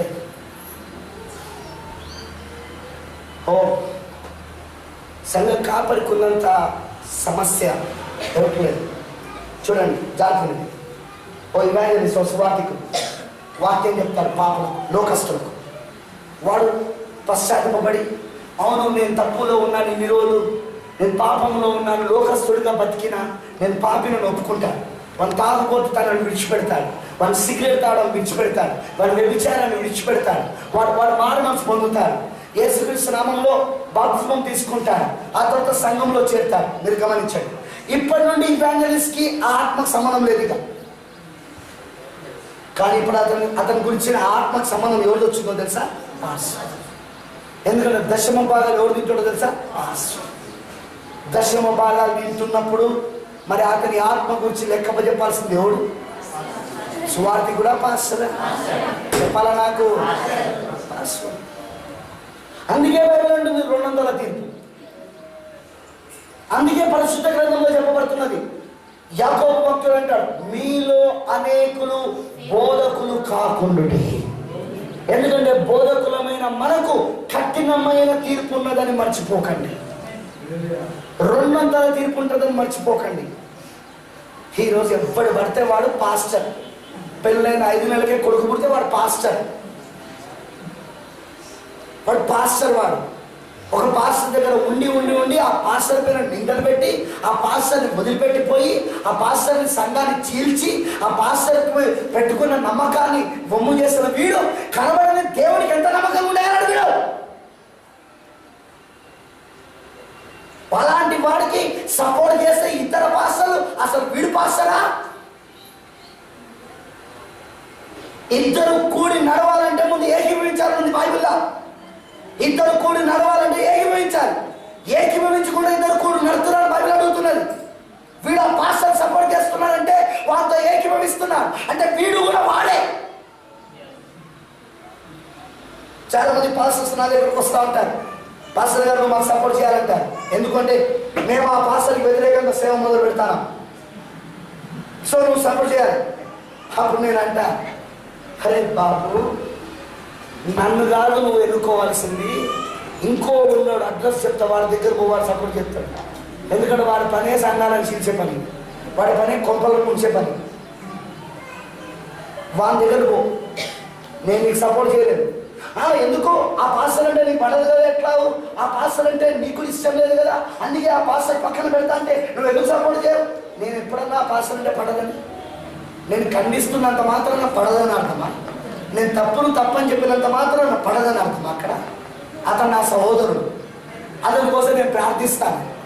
అతను నాకు అవకాశం దేవుడు ఇస్తే, అతని సంఘానికి నేను ఏదైనా హెల్ప్ చేసే అవకాశం దేవుడు నాకు ఇస్తే నేను హెల్ప్ చేస్తాను. అదే అతని సంఘాన్ని చీల్చే చీల్చే అవకాశం దేవుడు నాకు ఇచ్చినా దావీదులాగా ముట్టను నేను, దావీదులాగా నేను తాకను దాన్ని. అంతేగాని అతని గురించి నేనేదో వాక్యంలో అతను చేసే క్రియలు తప్పని చెప్పినంత మాత్రాన అతని పేరు చెప్పకుండా మామూలుగా వాక్యంలో చెప్పినప్పుడు అతను నాకు వ్యతిరేకంగా అనుకుంటున్నావా? కాదు కాదు కాదు, తప్పుడు అభిప్రాయంలో ఉన్నా. అతను నా వ్యతిరేకి కాదు, అతను నా సహోదరుడు. అతనికి నేను సాయం చేసే అవకాశం వస్తే తప్పకుండా సాయం చేస్తా. అతని సంఘం చీల్చే అవకాశం వస్తే అస్సలు చీల్చాను నేను, దావీదులాగా అతను ముట్టాను నేను. ఎందుకంటే దేవుడే చూసుకుంటాడు ఆ విషయాన్ని. నేను మాత్రం తాకను దాన్ని. అందుకే చెప్తున్నాను, నువ్వు కూడా చేయక పని, పోవద్దు అక్కడికి, చేయక పని. అలాగంటే నాకు ఏందినా బోధ దగ్గర ఇట్లా చెప్తాడు, మళ్ళీ తర్వాత పుల్పిడి దిగుడుతోటే వీళ్ళందరూ నా సహోదరులు అంటాడు, వాళ్ళని మనం ఏమనొద్దు అంటాడు. అసలు ఏమినా అంటాడు. ప్రవక్త కూడా అక్కడనే ఉండేవాడు, సంఘ శాఖలను ఖండించేవాడు, తప్పుడు బోధకులను ఖండించేవాడు. కానీ ఆయన పుల్పిడి దిగిన తర్వాత ఆయన అనేవాడు, వీళ్ళందరూ నా సహోదరులు. వాళ్ళు ఏదైనా వచ్చి బ్రదర్ మాకు సాయం చేయవా అంటే వెళ్ళి సాయం చేసేవాడు. ప్రాఫిట్ వెళ్ళి వాళ్ళకి సాయం చేసేవాడు. అర్థం కాకపోయేది అందరికీ. పులిపిడి దగ్గరలో వాళ్ళని ఖండించాను, పులిపిడి దగ్గరలో అది తప్పన్నాడు, పులిపిడి దగ్గరలో ఆ సంఘ శాఖలు చేసే క్రియలు వాళ్ళ సిద్ధాంతాలు తప్పన్నాడు. ఇప్పుడు కిందికి దిగిన తర్వాత సంఘ శాఖలో పాస్టర్లు వచ్చి వాళ్ళకి ఏదైనా వ్యక్తిగత సాయం కావాలంటే, వాళ్ళకి ఏదైనా ఆర్థిక సాయం కావాలంటే ఇది ఇస్తున్నాడు. అదే మరి సహోదర ప్రేమ. అది తప్పని చెప్పినంత మాత్రం వాడు మన శత్రువు అవుతాడా? చెప్పండి నాకు. తప్పు అని చెప్పినంత, ఇప్పుడు ఒక పాపిని మనము వాడు వాడు వాడు ఒకవేళ తాగబోదనుకో, రే నువ్వు తాగుడు తప్పురా అని అన్నంత మాత్రాన వాడు తాగేటాడు మన శత్రువా? అది తప్పని చెప్తున్నామే కానీ వాడు మన శత్రువు కాదు. మన తప్పని చెప్పిన తర్వాత వాడు ఒకవేళ వచ్చి అన్న నా భార్య చాలా సీరియస్గా ఉందన్న, దయచేసి నువ్వు వచ్చి ప్రార్థన చేయన్నా అంటే వెళ్ళి ప్రార్థన చేయమా? చెప్పండి నాకు. ఇప్పుడు ఇక్కడ తప్పని చెప్పినంత మాత్రం పులిపిడి దగ్గర ఉండి నువ్వు చేసే తప్పురా, నువ్వు సిగరెట్ తాగడం తప్పురా, నువ్వు సినిమాలు చూడడం తప్పురా, నువ్వు తాగడం తప్పురా అని అన్నంత మాత్రాన వాడు మన శత్రువు అయిపోయిందా? మనం మన శత్రువుగా చూస్తామా? మనం మన శత్రువుగా చూడం. వింటున్నారా? అలానే మెసేజ్లో కూడా నేను తప్పని చెప్పినంత మాత్రాన వాళ్ళ శత్రువులు కాదు. వింటున్నారా? అది వాక్యానికి విరోధం కాబట్టి నేను చెప్తాను. నేను దాన్ని వాక్యంలో తప్పు ఉంది కాబట్టి నేను తప్పని చెప్తున్నాను. నేను ప్రవర్తన తప్పన్నాడు కాబట్టి నేను తప్పంటాను. వింటున్నారా? కానీ వాళ్ళు నా సహోదరులు, నేను వాళ్ళ కోసం ప్రార్థన చేస్తూ ఉంటాను. వాళ్ళ సంఘాలు నా చేతికి వచ్చినప్పుడు చీల్చే అవకాశాలు దొరికినా నేను చీల్చట్లేదు, వాళ్ళని నేను డిస్టర్బ్ చేయట్లేదు, వాళ్ళ సేవలను నేను డిస్టర్బ్ చేయట్లేదు, వాళ్ళ కుటుంబాలను నేను డిస్టర్బ్ చేయట్లేదు. నాకు ఎన్ని అవకాశాలు దొరికినా నేను ఏం చేయట్లేదు. ఎందుకు చేయట్లేదో తెలుసా? వాళ్ళు నా శత్రువులు కాదు, వాళ్ళు చేసే తప్పని మాత్రం నేను చెప్పాలా? ఎందుకంటే ప్రవక్త చెప్పాడు కనుక నేను చెప్పాలా? భవిష్యత్తు నేను చెప్పేదాన్ని బట్టి వాళ్ళు నన్ను శత్రువులుగా ఎంచుతాను. అందుకు వాళ్ళు అవకాశాలు చూస్తున్నాను, అందుకు వాళ్ళని ఎలా నాశనం చేయాలని ప్రతి అవకాశాన్ని వినియోగించుకుంటున్నారు, ప్రతి అవకాశాన్ని నాకు వ్యతిరేకంగా లేపుతున్నారు, ప్రతి అవకాశాన్ని నన్ను నాశనం చేయాలని చూస్తున్నారు. చేసుకుంటే చేసుకోవాలి, పిచ్చోళ్ళు వాళ్ళు. కానీ నేను ఏం చెప్తున్నానో అది వాక్యం కనుక వాక్యంగా నేను బోధించాలా. ఈరోజు సంఘ శాఖలు ఉన్నాయి, వాళ్ళు మన శత్రువులు కాదు, వాళ్ళు మన సహోదరులు. కానీ వాళ్ళు చెప్పే బోధలు తప్పంటారు, వాళ్ళు చెప్పే ఆచారాలు తప్పంటాం, వాళ్ళు పాటించే పద్ధతులు తప్పంటాం. వింటున్నారా? వాళ్ళు పాటించే ఆ యొక్క పండుగలను తప్పంటాం. అవునా? అంతేగాని వాళ్ళు మన శత్రువులా? ఎంతో మంది సంఘశాఖ వాళ్ళకి ఫోన్ చేస్తూ ఉంటారు, పాస్టర్ గారు మేము చాలా చాలా చాలా ఇబ్బందులు ఉన్నాను, నేను చాలా అనారోగ్యంతో ఉన్నాను అన్నప్పుడు నేను హృదయాన్ని కుమ్మరించి వాళ్ళ కోసం ప్రార్థిస్తాను. అలా కుమ్మరించి ప్రార్థన చేసినప్పుడు దేవుడు వాళ్ళని స్వస్థపరుస్తున్నాడు. కానీ అదే పులిపిడి దగ్గరకు వచ్చినప్పుడు ఆ పద్ధతులను తప్పని చెప్తా, ఆ సిద్ధాంతాలు తప్పని చెప్తా, ఆ ఆచారాలు తప్పని చెప్తా. తప్పని చెప్పినంత మాత్రాన వాళ్ళ నా శత్రువులు కాదు. అర్థమైందా నేను అన్నది? మీకు అర్థమైందా నేను చెప్పింది? ఇది మీరు అర్థం చేసుకోవాలి ఈ విషయాలు. ఇప్పుడు మనకి ఏ ఎంటర్మెసెస్ చర్చ్ శత్రువు కాదు, కానీ అది తప్పులో ఉంది, అది తప్పులో ఉంది. దాన్ని ఖండించాను, తప్పదు. అది తప్పులో ఉంది కాబట్టి నేను ఖండించాను, అది నా బాధ్యత. ఇక్కడ ఎవరైనా ఒకరు తప్పులో ఉన్నప్పుడు వాక్యంలో వాళ్ళని నేను ఖండించినా అనుకో, ఇప్పుడు వాళ్ళని శత్రువు అని చెప్పి నేను ఖండిస్తలేను. వాళ్ళు నా చేతుల్లో పాపం పొందుకున్నారు, వాళ్ళు నా పిల్లలే, వాళ్ళు ఆత్మీయంగా నా పిల్లలే వాళ్ళు. అయినా నేను ఎందుకు ఖండిస్తున్నాను? అది శత్రుత్వం బట్టి కాదు. అక్కడ ఖండించినంత మాత్రం నేను శత్రువుని కాదు. అక్కడ మిమ్మల్ని ప్రేమించువాడిని మీరు అదే పాస్టర్ గారు ఇదిగో మా అమ్మాయి బాగాలేదు, పాస్టర్ మా అబ్బాయి బాగాలేదు, పాస్టర్ నా భార్య బాగాలేదు, పాస్టర్ నా బాగాలేనప్పుడు ఏ మాత్రము కూడా నేను వాళ్ళను వేరే రకంగా ఆలోచించకుండా వాళ్ళకి ప్రార్థన చేస్తాను. ఒకరోజు పాస్టర్ మా ఇంట్లో ప్రార్థన పెట్టాను, ఏ మాత్రం ఆలోచించకుండా వాళ్ళ మీద ప్రార్థన పెడుతున్నాను. ఎందుకు? కారణం ఏంటి? విషయం ఏంటిది? నేను ఖండించడం నా బాధ్యత కనుక ఖండిస్తున్నాను. శత్రువుగా నేను ఖండిస్తలేను. నాకు ఈ ప్రపంచంలో ఎవరు శత్రువు లేడు. నాకున్న ఏకైక శత్రువు కొన్నిసార్లు అది నేనే అనే పదమే చాలాసార్లు నాకు శత్రువుగా ఉంటుంది. నేను చేయగలను, నేనది అని అనేదే నాకు శత్రువుగా మారిపోతుంది. కానీ మిగతాది నాకు శత్రువు లేదు. నాకు మరి పాస్టర్ ఎందుకు చెప్తున్నావు? అది వాక్యం కనుక చెప్పాల్సి వస్తుంది, అది తప్పు కనుక చెప్పాల్సి వస్తాను, బైబుల్ అది ఉంది కనుక చెప్పాల్సి వస్తాను, ప్రవక్త వర్తమానాలు చెప్పింది కాబట్టి చెప్పాల్సి వస్తాను. చెప్పడం నా బాధ్యత, ఇక్కడ నిలబడి బోధించడం నా బాధ్యత. అలా చెప్పలేనప్పుడు నేను రిజైన్ చేయాలి పాస్టర్షిప్కి. నేను మీలాగా చర్చిలో కూర్చోవాలి ఒక విశ్వాసిగా. కానీ చెప్పగలిగితే ఇక్కడ నిలబడి చెప్పాలి. అలా చెప్పినంత మాత్రాన నేను శత్రువుని కాదు, వాళ్ళు నాకు శత్రువులు కాదు. కానీ వాళ్ళు ఏమనుకుంటున్నారంటే నేను వాళ్ళ శత్రువుని అనుకుంటున్నారు. వాళ్ళు కావాలనే వాళ్ళు తప్పర్థం చేసుకుంటున్నారు, అపార్థం చేసుకుంటున్నారు. ప్రవక్తను కూడా అలానే చేసుకున్నారు, యేసును కూడా అలానే చేసుకున్నారు,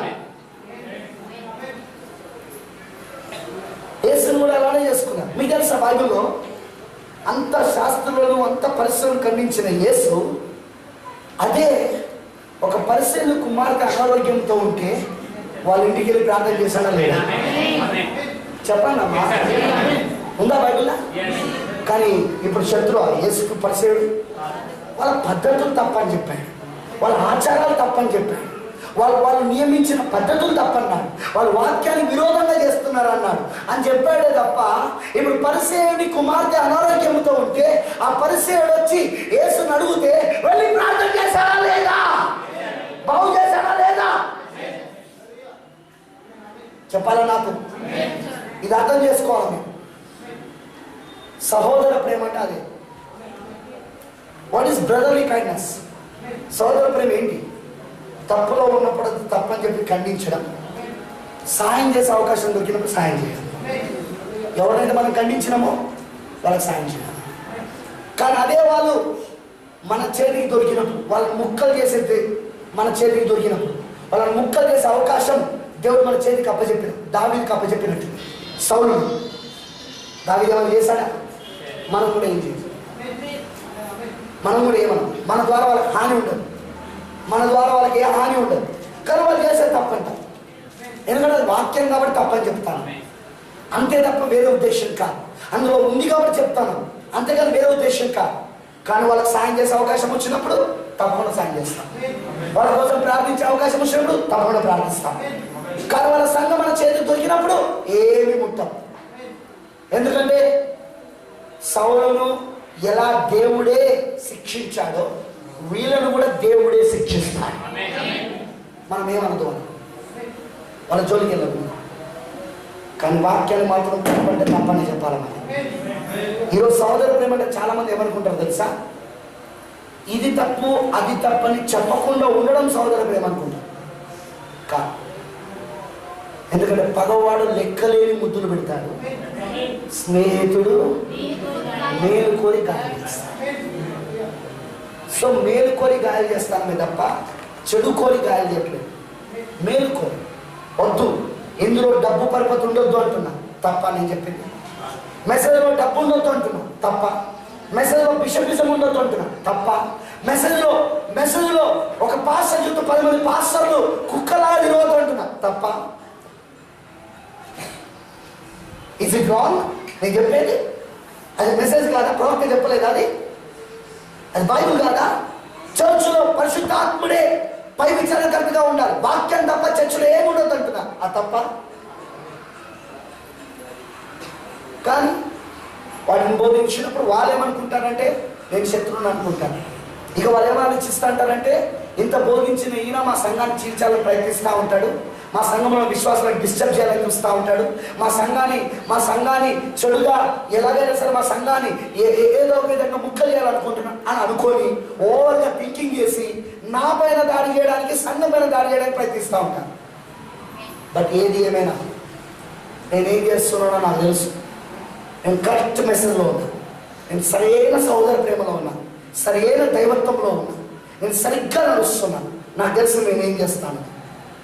నేను ఇక్కడ ఖండిస్తున్నా, నేను ఇక్కడ బుద్ధి చెప్తున్నా, నేను ఇక్కడ వాక్యంలో ఉన్నవాడికి బోధిస్తున్నా, అది కేవలం ఎందుకంటే మోసపోకుండా ఉండడానికి, వధువు మోసపోవద్దన్న ఉద్దేశంతోనే, అంతకంటే వేరే ఏం లేదు.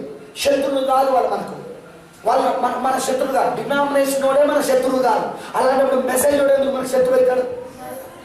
సంఘ శాఖ వాడే మనం ప్రార్థన చేయమని కోరినప్పుడు ప్రార్థిస్తాను. ఎంతో మంది సంఘ శాఖల వాళ్ళ ఇంటికి నన్ను పిలిపించి ప్రార్థన చేయించుకుంటా ఉంటారు క్రిస్టియన్ కాలనీలో.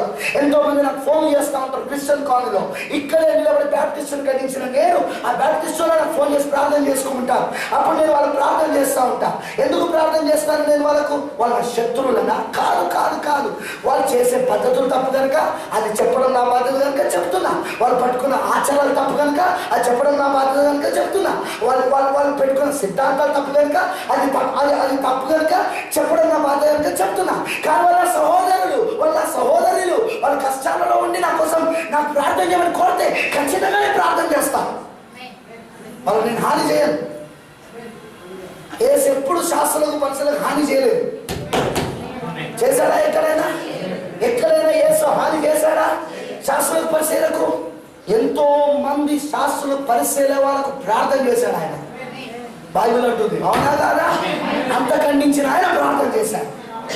మనము వీఆర్ ఆల్సో సేమ్ థింగ్. మనం వాళ్ళ క్రియల్లో పాల్వాస్తాంగా, వాళ్ళ సిద్ధాంతాలు మనం నమ్మం, వాళ్ళ పద్ధతులు మనం నమ్మం, వాళ్ళ సంఘాల యొక్క విధానం మనం నమ్మం, దాన్ని ఖండిస్తాం. కానీ అందులో ఉన్న మనుషులను మనం ప్రేమిస్తాం. వాళ్ళకి సాయం చేసే అవకాశం దొరికితే చేస్తాం. వాళ్ళకి ప్రార్థన చేయమంటే ప్రార్థిస్తాం. వాళ్ళకు ఒకవేళ ఏదో నష్టం కలిగించే అవకాశం మనకు దేవుడు ఇచ్చినా వాళ్ళకి నష్టం చేయం మనం.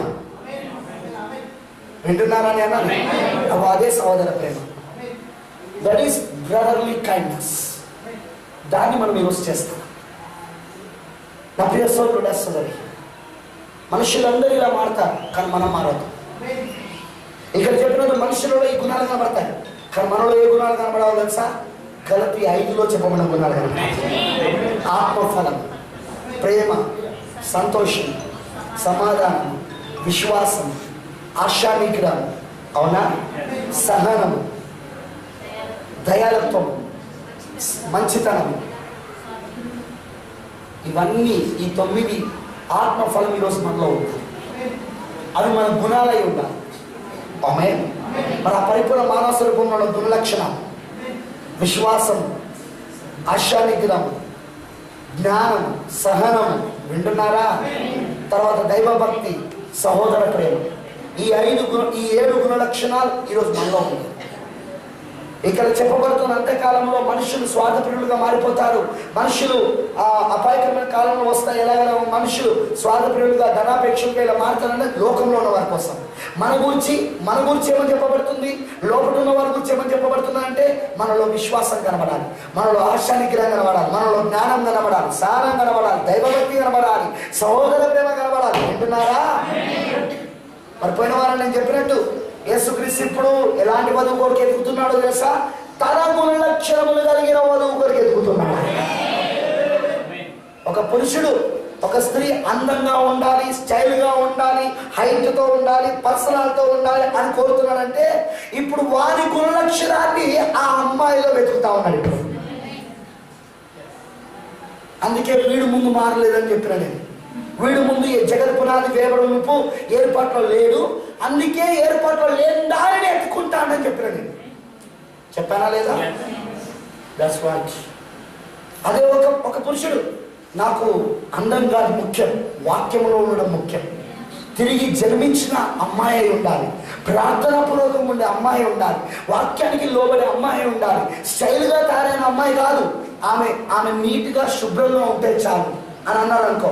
గుణలక్షణాలు, క్రీస్తు గుణలక్షణాలు కలిగిన అమ్మాయి నాకు కావాలి. నేను ఒకవేళ పడిపోయినా నా కోసం ప్రార్థన చేసి తిరిగి లేపే అమ్మాయి కావాలి నాకు. వింటున్నారా? ఒకవేళ నేను లోకంలో కలుస్తున్నా, నన్ను లోకంలో పోనివ్వకుండా నా కోసం ప్రార్థించి నన్ను బలపరిచి, ఆత్మీయంగా నన్ను బలపరిచి అమ్మాయి కావాలా నాకు? అది అలాంటి భార్యను వెతికేవాడు ఎవరో తెలుసా? క్రీస్తు ఎలా వెతుకుతున్నాడో అలా వెతుకుతున్నాడు అనమాట. ఎందుకంటే సంబంధాలు చూసి చూసి చూసి చూసి నాకు బాగా అర్థమైపోయింది. వధువుని ఎంచుకున్న వర్తమానం, వధువుని ఎంచుకున్న వర్తమానం వినుట వల్ల అర్థం కాలే నాకు. సంబంధాలు చూసి చూసి చూసి అర్థమైంది నాకు.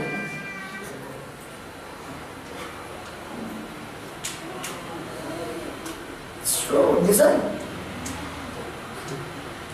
ఉదాహరణ, వాడు గవర్నమెంట్ జాబ్ చేస్తున్నాడు అనుకో.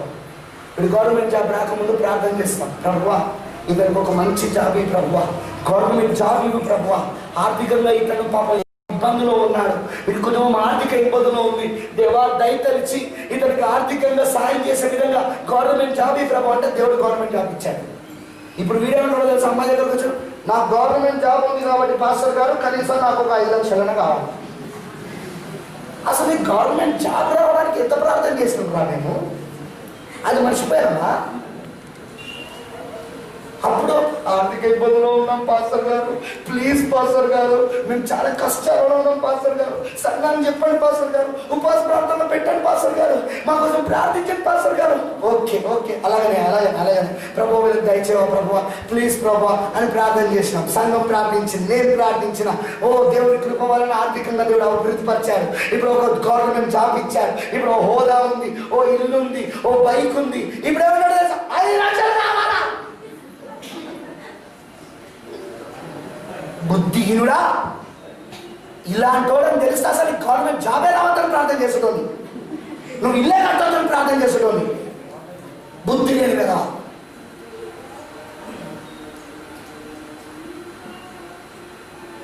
చెప్తున్నా ఈ వాక్యాన్ని. ఆర్థిక ఇబ్బందుల్లో ఉంటారు కుటుంబాలు, పాస్టర్ గారు మా కోసం ప్రార్థన చేయి, పాస్టర్ గారు మా కోసం ప్రార్థన చేయి. ఓకే దేవా వీళ్ళని దీవించు, దేవా వీళ్ళని ఆస్వాదించు, వీళ్ళ పని పనులను దీవించు. దేవుడు అభివృద్ధిపరుచుకుంటూ వస్తాడు, దేవుడు అది దీవించుకుంటూ వస్తాడు. ఇప్పుడు స్థితికి రావట్లే, పాస్టర్ గారు ఇప్పుడు మాకు ఎలాంటి అల్లుడు కావాలంటే, ఎలాంటి అల్లుడు కావాలా? మేము ఎట్లున్నావు అట్లాంటి వాడు కావాలి. నువ్వు ఎట్లున్నావు గుర్తుందా నీకు? నువ్వు ఎలాంటిడో తెలుసా నీకు? అసలు నువ్వు ఎలా ఉండో తెలుసా నీకు? నీళ్ళలో ఉండో తెలుసా? దేవుడు నేను ఎట్లా దీవించుండో తెలుసా? అదే నీ తోటి పాటు వాళ్ళు ఎందుకు దీవించబడలేదు, వాళ్ళకి ఎందుకు రాలేదు, నీకెందుకు వచ్చింది? మర్చిపోకు దేవుడు ఇచ్చిన కృపను. ఏ స్థితిలో ఉన్నా మన మొదటి స్థితిని మర్చిపోవద్దు. మనం ఈరోజు నేను ఏమై ఉన్నానో అది నీ కృప వల్లనేనయ్యా. డిమాండ్ చేయొద్దు మనం, నేనేమై ఉన్నానో అది నీ కృప వలనే అని చెప్పాలా తప్ప నేనేమై ఉన్నానో నా కష్టార్జితం వలన, నేనేమై ఉన్నానో ఇదంతా నా చదువు వలన, నా మేధస్సు వలన, నా జ్ఞానం వలన. అలా చాలా మంది ఉన్నారు. అదిగో ఆటోలు నడుపుతాను చూపియాలా, బీడీ చేసిన ఆటోలు నడుపుతాను, పాపం గుడిసెల్లో బతుకుతాను. మరి వాళ్ళ బతికేంటి? దేవుని కృపను మర్చిపోకేదైనా సరే. నేను చెప్పానుగా, నాకు వధువుని ఎంచుకున్నాడనే వర్తమానం చదివిన దానికంటే చూసిన దానికే ఎక్కువ అర్థమైపోయింది నాకు. మా పలానా అల్లుడు కావాలా, మా స్థాయికి తగినట్టుగా ఉండే అమ్మాయి కావాలి బ్రదర్. ఈడు జోడు కలవాలి బ్రదర్, ఈడు జరగాలంటే జోడు కలవాలి. అసలు అబ్రహాంకి శారా ఈడు జోడు ఉందా? 10 సంవత్సరాలు తేడా తెలుసా? బ్రదర్ బెనాంకును మీడకు ఎన్ని సంవత్సరాలు తేడాను? 10 సంవత్సరాలు తేడా. మరి ఈడు జోడు తేడా ఉంది ఇక్కడ. మరి దానేమంటావు? ఇక్కడ ఈడు జోడు కాదు, జగత్ పునాది వేమడు. ఎవరు నా ఎముక, ఎవరు నా శరీరము, ఎవరు నా తల అని ఆడలు ఆలోచించాలా, ఎవరు నా ఎముక అని మొగడు ఆలోచించాలా? అది మర్చిపోయారు. ఎందుకంటే అసలు అక్కడ లేదు కదా. అక్కడ ఉంటే అది ఆలోచించడం, అక్కడ లేదు కదా. అందుకే దానికోసం ఆలోచించాను.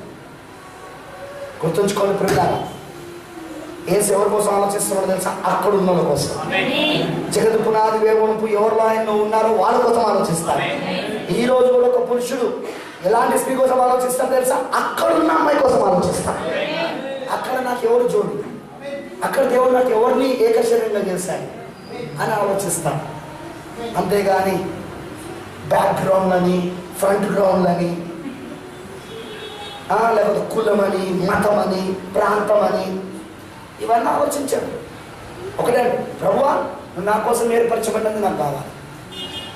I'm depending on you. నేను నీపైన ఆధారపడుతున్నాను, నేను నీపైన ఆధారపడుతున్నాను. నువ్వే ఇప్పుడు నా ఎలియాజర్వి, నేను నీపైన ఆధారపడుతున్నాను. నువ్వు నాకు చూపించిన అమ్మాయిని నేను చేసుకుంటాను. ఎందుకో తెలుసా? పెళ్ళి అనేది సరిదిద్దుకోలేని ఒకే ఒక్కసారి చేసుకునే కార్యం. సరిదిద్దుకోలేవు. ఇక నువ్వు ఒక్కసారి నువ్వు వివాహం చేసుకున్నావంటే ఇక అది కష్టమైనా, నష్టమైనా, బాధైనా, తప్పుడేనికైనా, గయ్యాలైనా, గయ్యబోడైనా, తాగుబోతోడైనా వాటితోనే బతకాలి తప్ప నేను మళ్ళీ ఎక్కడికి వస్తే ఇంకో పెళ్లి చేసుకుంటాడు కుదరదు. ఇక్కడ బైబిల్ దాన్ని అనుమతిస్తలేదు. ఒక్కసారి అంతే.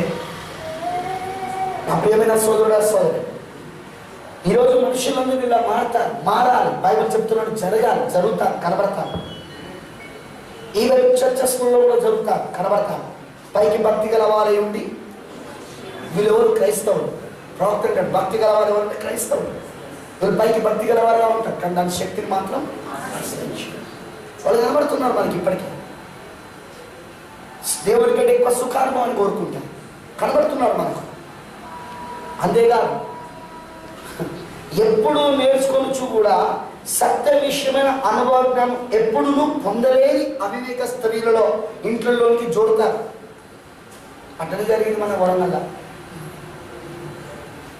సత్య విషయమైన అనుభవ జ్ఞానము లేని అవివేక స్త్రీలలోకి జొరి వాళ్ళని చెరపట్టుకొని పోతారు అడవి.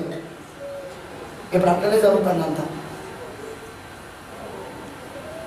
ఈరోజు అదే కార్యాలు జరుగుతాయి. జాగ్రత్త. బైబిల్ చెప్తున్నట్లుగా, వర్తమానం చెప్తున్నట్లుగా ఇప్పుడు అవే అవుతున్నాయి. ఇవన్నీ ఇప్పుడు మనకు కనబడుతున్నాయి. ఇవన్నీ ఏంటి? మోసం, అపాయకరమైన దినాలు. ఈ కాలంలోనే ఎవరు వస్తారని రాశారంటే ఎన్ఏ యాంబ్రేలు వస్తారు. కిందనే రాస్తున్నాను, ఎన్ఏ యాంబ్రే అనువాడు మోషేను ఎదిరించినట్టు వీరును చెడిన మనస్సు కలిగి విశ్వాస విషయంలో భ్రష్టులై సత్యమును ఎదిరిస్తారు. లేస్తారు. ఇట్లా అంటుంది ఎన్ఏ యాంబ్రేలు లాంటి లేస్తారు. ఎన్ఏ యాంబ్రేలు ఎవరు అంటే మోషే కాలంలో మోషే అద్భుతం చేస్తే ఆ అద్భుతం చేసిన వాడు. మోషే యొక్క కర్రను నేలపైన విడిచినప్పుడు అది సర్పం అయిపోయింది. అప్పుడు ఎన్నో యాంబ్రేలు కూడా వాళ్ళ కర్రలను అదే భూమి నేలపైన విడిచిపెట్టినప్పుడు వాళ్ళ యొక్క కర్రలు కూడా ఏమైనాయి? అనుకరణ. ఎన్నో యాంబ్రేలు ఎవరంటే అనుకరణ. వీళ్ళు ఎందుకంటే సత్యాన్ని ఎదిరిస్తారు, అనుకరించేవారు. మరి మనందరూ తెలుసు, సాతాను మొదటి నుండి దేవుడిని అనుకరిస్తాడు. ఒప్పుకుంటారా మీరు? మొదటి నుండి వాడు అనుకరించేవాడు. వాడు ప్రతి వరాన్ని అనుకరిస్తాడు. వాడు దేవుని దగ్గర ఉన్న ప్రతి వరాన్ని వాడు అనుకరించగలడు. వాడు ప్రతి వరాన్ని వాడు అనుకరించాడు కూడా. మోషే కాలంలో వచ్చే వారం చూపిస్తాను. మోషే కాలంలో ఆ రోజున మోషే ఏ అద్భుతం చేస్తే ఆ అద్భుతం వాళ్ళు కూడా చేశారు. ఫరోను సత్యమును నమ్మకుండా చేశారు వీళ్ళిద్దరు. ఫరోను సత్యమును నమ్మకుండా ఆపారు. అక్కడున్న ఐగుప్తులను సత్యము నమ్మకుండా ఆపారు వీళ్ళు. మోషేను ఎదిరించారు వీళ్ళు. మోషే చేసిన అద్భుతాలు వీళ్ళు కూడా చేయగలిగారు, ఎందుకంటే అనుకరణ. ఇప్పుడు అలాంటి వాళ్ళు లేస్తారు. ఇప్పుడు సంఘశాలలో మొత్తం అదే కనబడతారు. ప్రవక్త ఎలాగైతే హృదయ రహస్యాలు బయట పెట్టేవాడో ఇప్పుడు వీళ్ళు కూడా మేరీ, ఓ మేరీ నువ్వు చాలా చాలా బాధలో ఉన్నావు మేరీ. అనుకరణ, అనుకరణ మొత్తం. ప్రవక్తను ఆయన హృదయ రహస్యాలు బయట పెడితే ఆయన వివేచన వరం ద్వారా ఎవరేమిటో చెప్తే ఈరోజు వీళ్ళు దాన్ని అనుకరిస్తూ ఆ వరాన్ని అనుకరిస్తూ ఎన్నే యాంబ్రే లాగా ఈ రోజు కూడా వీళ్ళు ఆ వరంతోనే ఫేమస్ అవుతూ అనేక మందిని సత్యాన్ని నమ్మకుండా ఈ కాలం సత్యాన్ని నమ్మకుండా ఆపుతున్నారు వాళ్ళు. ఆ రోజు ఫరోను అతని మంత్రివర్గాన్ని మరి ఫరో జనులైన ఐగుప్తులను మోషే వర్తమానం నమ్మకుండా ఎలా ఈ ఎన్నే యాంబ్రేలు ఎదిరించారో సత్యాన్ని మోషేలు ఎదిరించారో అలానే ప్రతి వరాన్ని అనుకరించారో ఇప్పుడు కూడా వీళ్ళందరూ అలానే ఉన్నారు. ఎవరు వీళ్ళంతా? టీవీ స్పీకర్స్ అంతా వాళ్ళే. ఆ టీవీ ప్రసంగికులు అంటే ఎవరు అనుకుంటున్నావు? ఎన్నే యాంబ్రేలు మోసం చేయడానికి ఉన్నారు వాళ్ళు. వాడు ఎప్పుడో నెల రోజుల క్రితం చేసిన ప్రోగ్రాం, కానీ ఆ ప్రోగ్రాంను నెల రోజుల తర్వాత ఆ శుభవార్త ఛానల్లో ఇంకేదో ఛానల్లో వాడి ప్రోగ్రాం రిలీజ్ అయినప్పుడు వాడు అంటాడు ఆ ప్రోగ్రాంలో, ఇప్పుడు ఇక్కడ టీవీ ముందు కూర్చొని ఉన్నది మార్తమ్మ. ప్రోగ్రాం ఎప్పుడు తయారు చేసిందని నెల రోజుల క్రితం. ఇప్పుడు ఏం చెప్తున్నాడు? ఇప్పుడు ఇక్కడ మార్తమ్మ కూర్చున్నది. మార్తమ్మ నువ్వు చాలా బాధలో ఉన్నావు అని దేవుడికి అర్థమైపోయింది. మార్తమ్మ నీ కొడుకు నిన్ను కొడుతున్నాడని, నీ కోడలు నిన్ను చీదరిస్తున్నదని దేవుడికి తెలిసిపోయింది. బాధపడకు మార్తమ్మలు చాలా మంది ఉంటారు. ఎవరో ఒక మార్తమ్మలు చూస్తూ ఉంటారు. పాపం మీరు దేవుని వాక్యమైన సత్యాన్ని నమ్మకుండా ఈ ఎన్నే యాంబ్రేలు ఆ టీవీ ప్రోగ్రాంల ద్వారా వాళ్ళని మొత్తం మోసం చేస్తున్నారు. పడిన సెన్స్ ఎంత బుద్ధిహీనత, అది ఎంత తప్పుడు విధానం. అది జాగ్రత్త. ఎన్నే యాంబ్రేలు ఎక్కడ పడితే అక్కడ కనబడతారు. ఈరోజు వాళ్ళు ఇప్పుడు రావాలి బైబిల్ ప్రకారంగా. వాళ్ళ ప్రవక్త యొక్క వరములను వాళ్ళు అనుకరించాలా? వాళ్ళు వింటున్నారా? అనుకరిస్తున్నారు. ఇప్పుడు ఆ వివేచన వరమని, ఆ స్వస్థత వరమని, ప్రవక్తకి ఎలాగైతే చేయి వణికేదో ఇప్పుడు చాలా మందికి చేయి వణుకుతా ఉంటుంది. నాకు ఒక ఆయన తెలుసు, నేను అప్పుడు వర్తమానం నమ్మలేదు, ఇట్లా వణుకుతా ఉంటుంది ఇప్పుడు ఆయన చేయి. నాకు అప్పుడు అర్థం కాలేదు. ప్రవక్త వర్తమానంలోకి వచ్చినాక అర్థమైంది, ఓహో చేయి వణుకడం అదేనా. శ్యామ్ సుందర్ అని ఒకప్పుడు ఆన్లైన్ పేజ్కి వచ్చేవాడు అనమాట. అప్పుడు నేను అక్కడ ఉండేవాడిని. ఆ యూత్లో నేను ఒకరిని. ఆ యూత్లో అప్పుడు నేను ఇంకా మెసేజ్లోకి రాలా. ఆ శ్యామ్ సుందర్ అనేవాడు ఇలా పెట్టి ఇలా వణికేవాడు. అప్పుడు నాకు అర్థం కాలేదు, నేను అప్పుడు ఎందుకు చెబుతాను. కానీ మెసేజ్లోకి వచ్చినాక ప్రవక్త చెప్పాడు ఆయనకు ఆ వరం ఉన్నదని. ఒక రోగి చేతిని పట్టుకున్నప్పుడు, వింటున్నారా? ఒక రోగి చేయి పట్టుకున్నప్పుడు ప్రవక్త చేయి ఏమైపోతుంది? ఆ దయ్యము కాంటాక్ట్ అవ్వడుతుంది. ఆ దయ్యము ప్రవక్త చేతికి కాంటాక్ట్ అవ్వడుతుంటే చెయ్యి షేక్ అవుతూ ఉంటుంది అనమాట. ఓహో, అప్పుడు అర్థమైంది నాకు శ్యామ్ సుందర్ అనుభవం. ఇలా చాలా మంది ఉన్నారండి.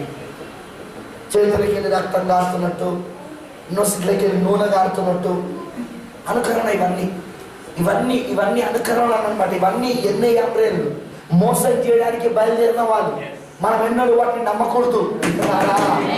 మనం ఎప్పుడు వాక్యాన్ని నమ్మాలా. ఒక వ్యక్తిని స్వస్థపరిచేది వాక్యమే. ఒక వ్యక్తి జీవితం గురించి చెప్పేది వాక్యమే. ఒక వ్యక్తి ఒక హృదయ రహస్యాలను బయలుపరిచేది వాక్యమే. ఒప్పుకుంటారా మీరు? ఎప్పుడు 4:12 లేదా? దేవుడి వాక్యం ఏంటంటే 2 అంచులు కదా, వాడి అయిన ఖడ్గమై ఉంది. అది ఏం చేస్తాడు? అది ఎముకలోనికి మూలుగులోనికి దురుచు, ప్రాణాత్మలోనికి దురుచు, హృదయంలోని ఆలోచనలు సైతము అది పరిశోధిస్తుంది. సో హృదయ రహస్యాన్ని బయట పెట్టేది ఏంటి చెప్పండి? దేవుని వాక్యం. స్వస్థత ఇచ్చేది ఏంటి చెప్పండి? ఎముకలలోనికి, మూలుగులలోనికి, ప్రాణాత్మలోనికి దూరేది వాక్యమై ఉన్నది. అందుకే మనం వాక్యం తప్ప దేని నమ్మద్దు. నేను స్వస్థపరిచేది ఎప్పుడు వాక్యమే.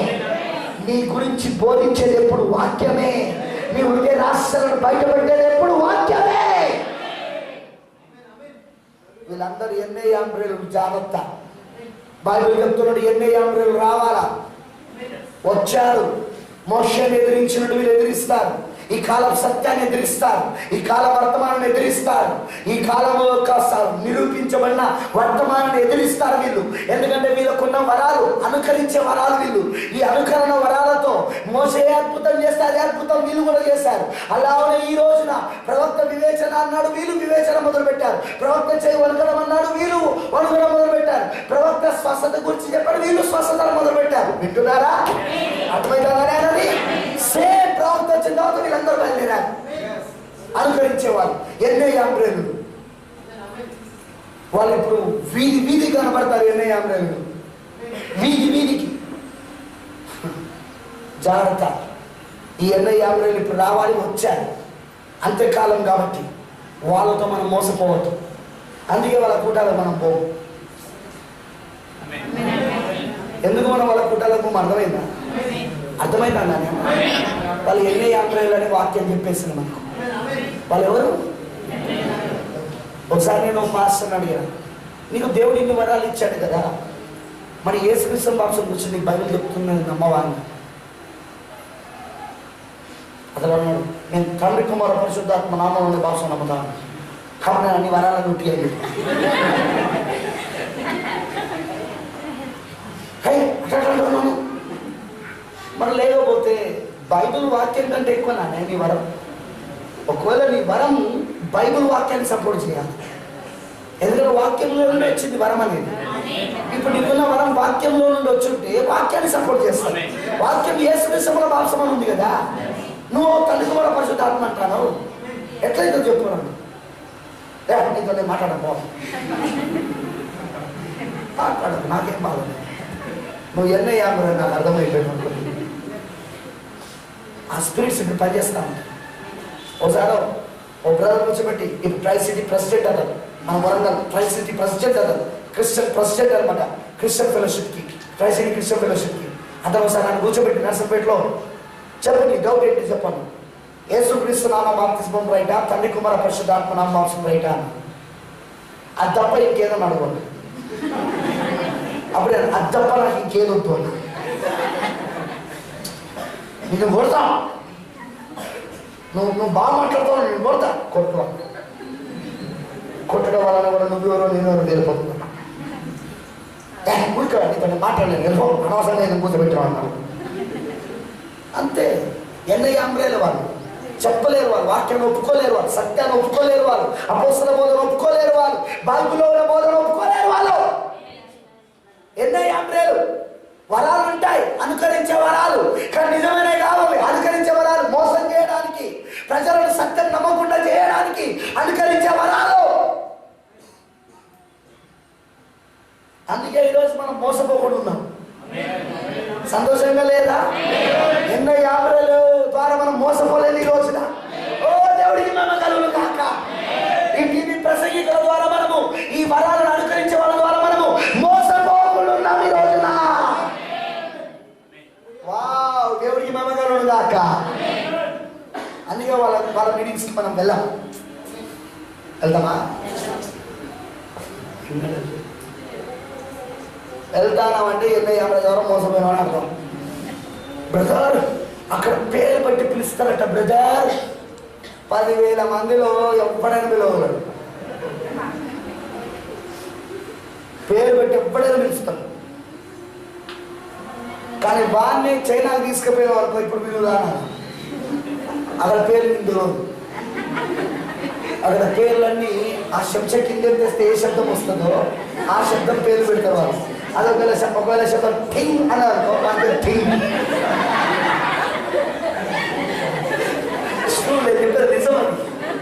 సో వీడికి ఠింగ్ అని తెలియదు, చింగ్ చాంచు అని తెలియదు. సో వీడిపోయి అక్కడ చింగ్ చాంచు అనలేడు. కానీ అదే మన ప్రవక్త. అదే నేను చెప్తాను. ఇప్పుడు మెయిన్ పాయింట్కి వస్తున్నా. మన ప్రవక్త ఏ దేశానికి వెళ్ళినా, ఏ ప్రాంతానికి వెళ్ళినా ఆయన పేర్లు పెట్టి పిలిచేవారు. ఆయన ఒకవేళ ఆయనకు ఆ పేరు పలకడం రాకపోతే ఆయన ఏం చేసేవాడో తెలుసా? ఆ పేరు పదాన్ని, ఆ అక్షరాలు చదివేవాడు ఆయన. ఆ పేరు పదాన్ని అక్షరాలు చదివినప్పుడు ఆ పక్క ట్రాన్స్లేటర్ ఆ పేరు చెప్పేవాడు. అక్కడ అందరూ వినేవాళ్ళ అక్షరాలు కూడా. ఆమేనంటారా? దేవుడికి నమ్మకం కాదు. అది వరం అంటే. నేనంట నీకు ఉందారా విమోచన వరం? ఉన్నది, పేరు పెట్టి పిలుస్తా. అయితే నేను ఇప్పుడు ఆఫ్రికాకి తీసుకుపోతా. నువ్వు అక్కడ పేరు పెట్టి పిలవలేదు అనుకో, నీ సంగతి చెప్తా. నేను చైనాకి తీసుకుపోతా, కొరియాకి తీసుకుపోతా. అక్కడ నువ్వు పేరు పెట్టి పిలవలేదు అనుకో, నీ సంగతి చెప్తా. పిలవలేదు ఎందుకంటే అక్కడ పేరు పిలవదు, ఇక్కడ పేరు తెలుసు కాబట్టి. మా అక్క మరి శేఖర్ చెప్పచ్చు, కరెక్ట్ పేరు లేవు. 10,000 మందిలో 100 శేఖర్లు ఉంటారు, అందులో ఎవరికో ఒకరికి గడ్డమే ఉంటుంది. ఓ శేఖర్ నీకు గడ్డం ఉన్నది.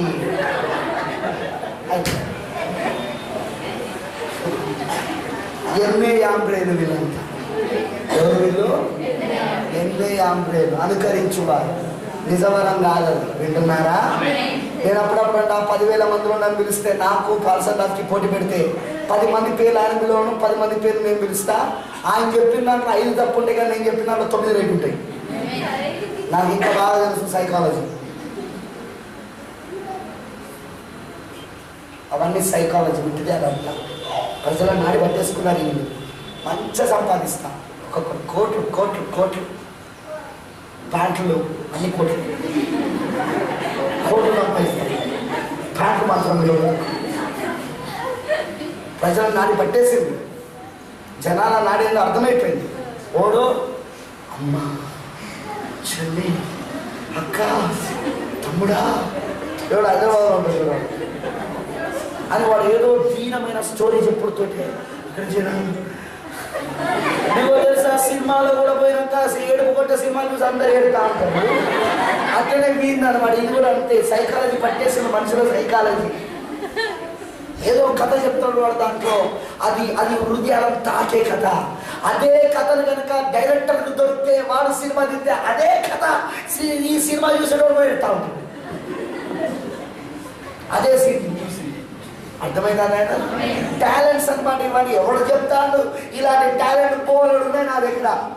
కానీ దేవుని కృప వలన ఈ వర్తమానము వాటన్నిటి నుండి నన్ను వేరు చేసేసి. లేకపోతే ఈరోజు వరంగల్లో నేను ఎంత పెద్ద పాస్టర్ ఉండేవాళ్ళో తెలుసా?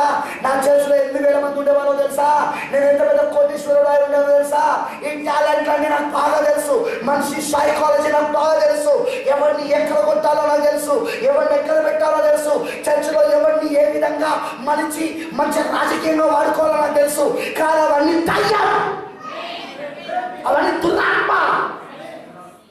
అందుకే వాడికి మేము ఎప్పుడు దొరుకుతాం. పరిశుద్ధాత్మ పైన ఆధారపడతాం.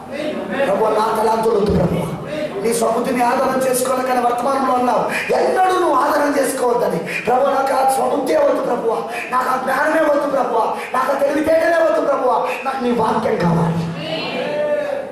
ఒక పేద పాస్టర్ నాతో ఏమన్నాడో తెలుసా? ఎప్పుడు వాక్యం వాక్యం వాక్యం తప్ప ఏమవుతుంది అనుకున్నాను. నేను ఆశ్చర్యమైన ఆ మాట గుర్తుండే. పెద్ద పాస్టర్ ఆయన, మెసేజ్ పాస్టర్.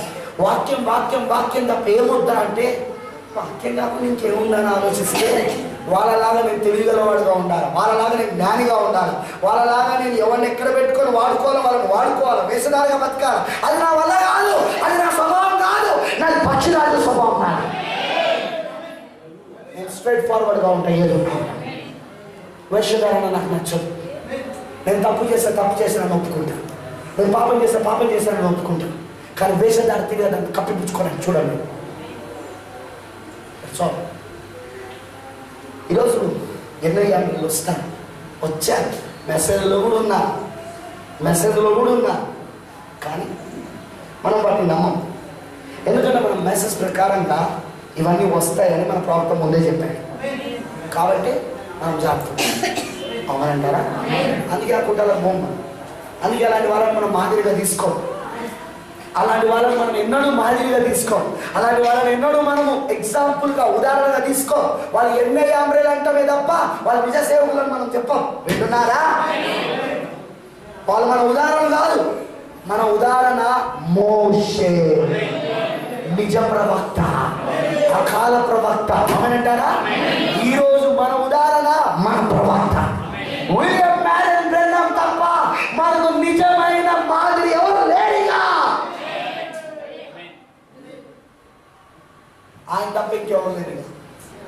అమ్మనంటారా? అందుకే బైబిల్ చెప్తున్నట్టు ఎన్నయ్యామరేలు వస్తారు, కానీ వాళ్ళు ఏమైందంటే వాళ్ళ అవివేకం తేడబడింది. ఈరోజు కూడా వీళ్ళ అవివేకం తేడబడుతుంది. క్లియర్గా అర్థమవుతాం వీళ్ళంతా అవివేకులు. వాళ్ళది ఎలా బయటపడిందో ఇప్పుడు కూడా అలానే బయటపడుతుంది. అలా బయటపడుతున్న కాలంలో మనం ఉన్నాం.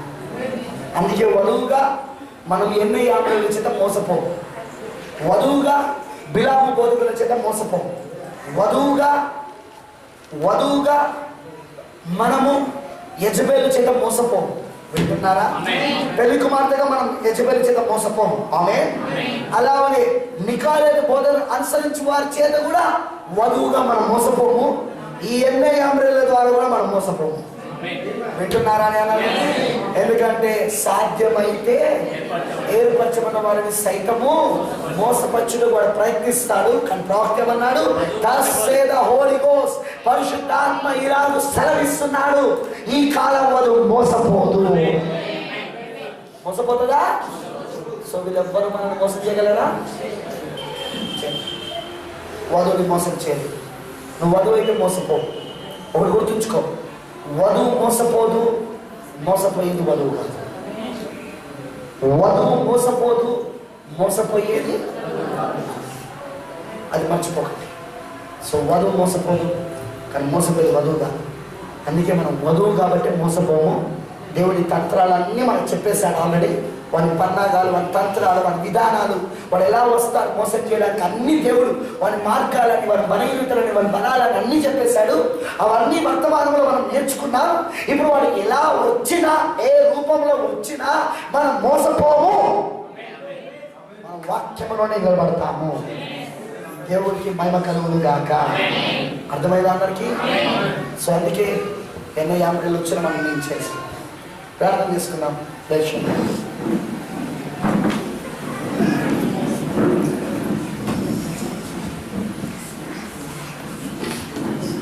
సైలెన్స్గా లేచిన మనం నువ్వు అయిపోలేదు. ప్రవక్త వాక్యం అయిపోయినాక నువ్వు ఆరాధించాలి. నీ నిర్ణయం ప్రభుత్వం చెప్పి వెళ్ళాలి, నీ సమర్పణ ఆయనకు చేసుకొని వెళ్ళాలి.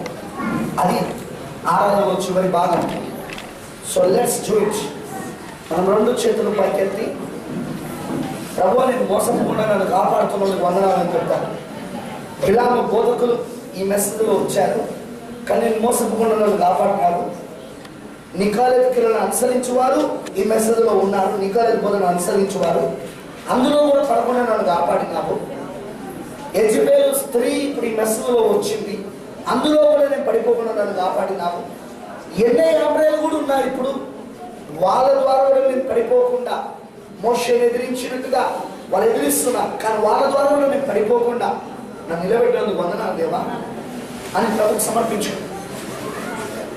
నిజంగా దేవుడే మనల్ని పడిపోకుండా కాపాడుతున్నాడు. మోసపోకుండా కాపాడేది ఆయనని, ఆయన కృపనే, అంతకంటే వేరేం లేదు. It's only his grace. ఆయన కృప వలననే మనం ఈరోజు ఇలా ఉన్నాము సోదరుడా, ఆయన కృప వలనే ఇలా ఉన్నాం సోదరి. అంతకంటే ఏం లేదు. మన జ్ఞానం కాదు, మన తెలివితేటలు కాదు. అవి ఉపయోగిస్తే ఎప్పుడో మోసపోయేవాళ్ళం. ఆ జ్ఞానము, ఆ తెలివితేటలు, ఆ స్వబుద్ధి అవన్నీ మనం ఆధారం చేసుకుంటే ఎప్పుడో మోసపోయేవాళ్ళం. కానీ అవన్నీ ఆధారం చేసుకోకుండా కృప మీద ఆధారపడ్డాం మనం. యేసుక్రీస్తు కృప ద్వారా రక్షించబడిన మనము యేసుక్రీస్తు కృప మీద ఆధారపడ్డాం. Just his grace. ఆయన కృప అంతే, ఆయన కృప అంతే, ఆయన కృప మీద ఆధారపడ్డాం మనం. సమర్పించుకో, సమర్పించుకో. నేను చెప్పేది ఒకటే, సమర్పించుకో. దేవుడు నీకు మంచి అవకాశం ఇస్తున్నాడు, సమర్పించుకో. దీన్ని పోగొట్టుకోకు. దేవుడు నీకు ఇస్తున్న అవకాశాన్ని పోగొట్టుకోకు, సమర్పించుకో.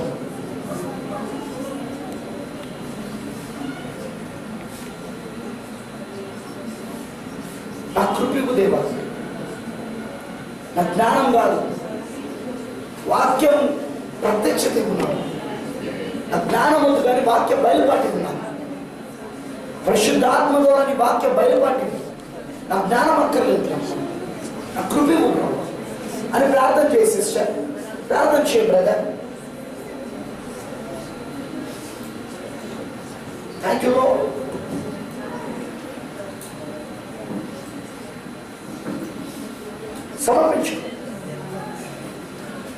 అర్పించుకో.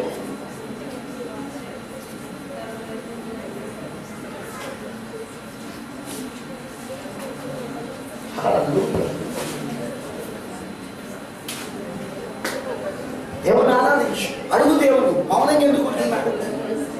ప్రార్థించరా మీరు? నోరు తెచ్చి ప్రార్థించరా? హృదయం కుమరించి ప్రార్థించరా? మౌనంగా ఎందుకు ఉంటున్నారు మీరు?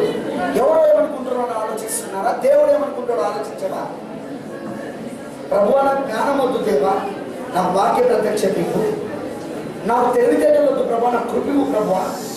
అదే నన్ను నిలబెడుతుందని ప్రార్థన చేయాలి.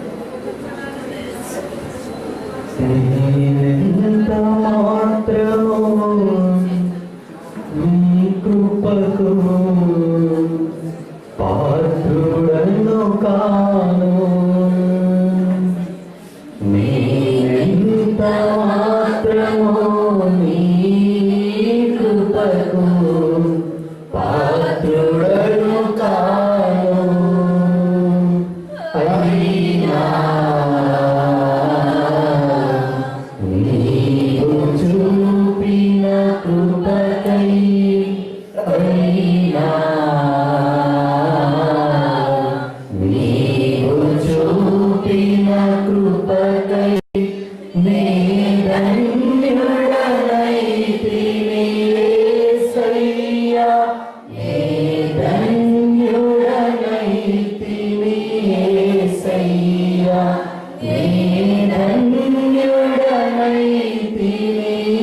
యేసయ్యా, నే ధన్యుడనైతిని యేసయ్యా. నీవెంత మాత్రము ఈ కృపకు పాత్రుడను కాను, నీవెంత మాత్రము నీ కృపకు పాత్రుడను కాను. పాపినై నీ ఉగ్రతకు నీ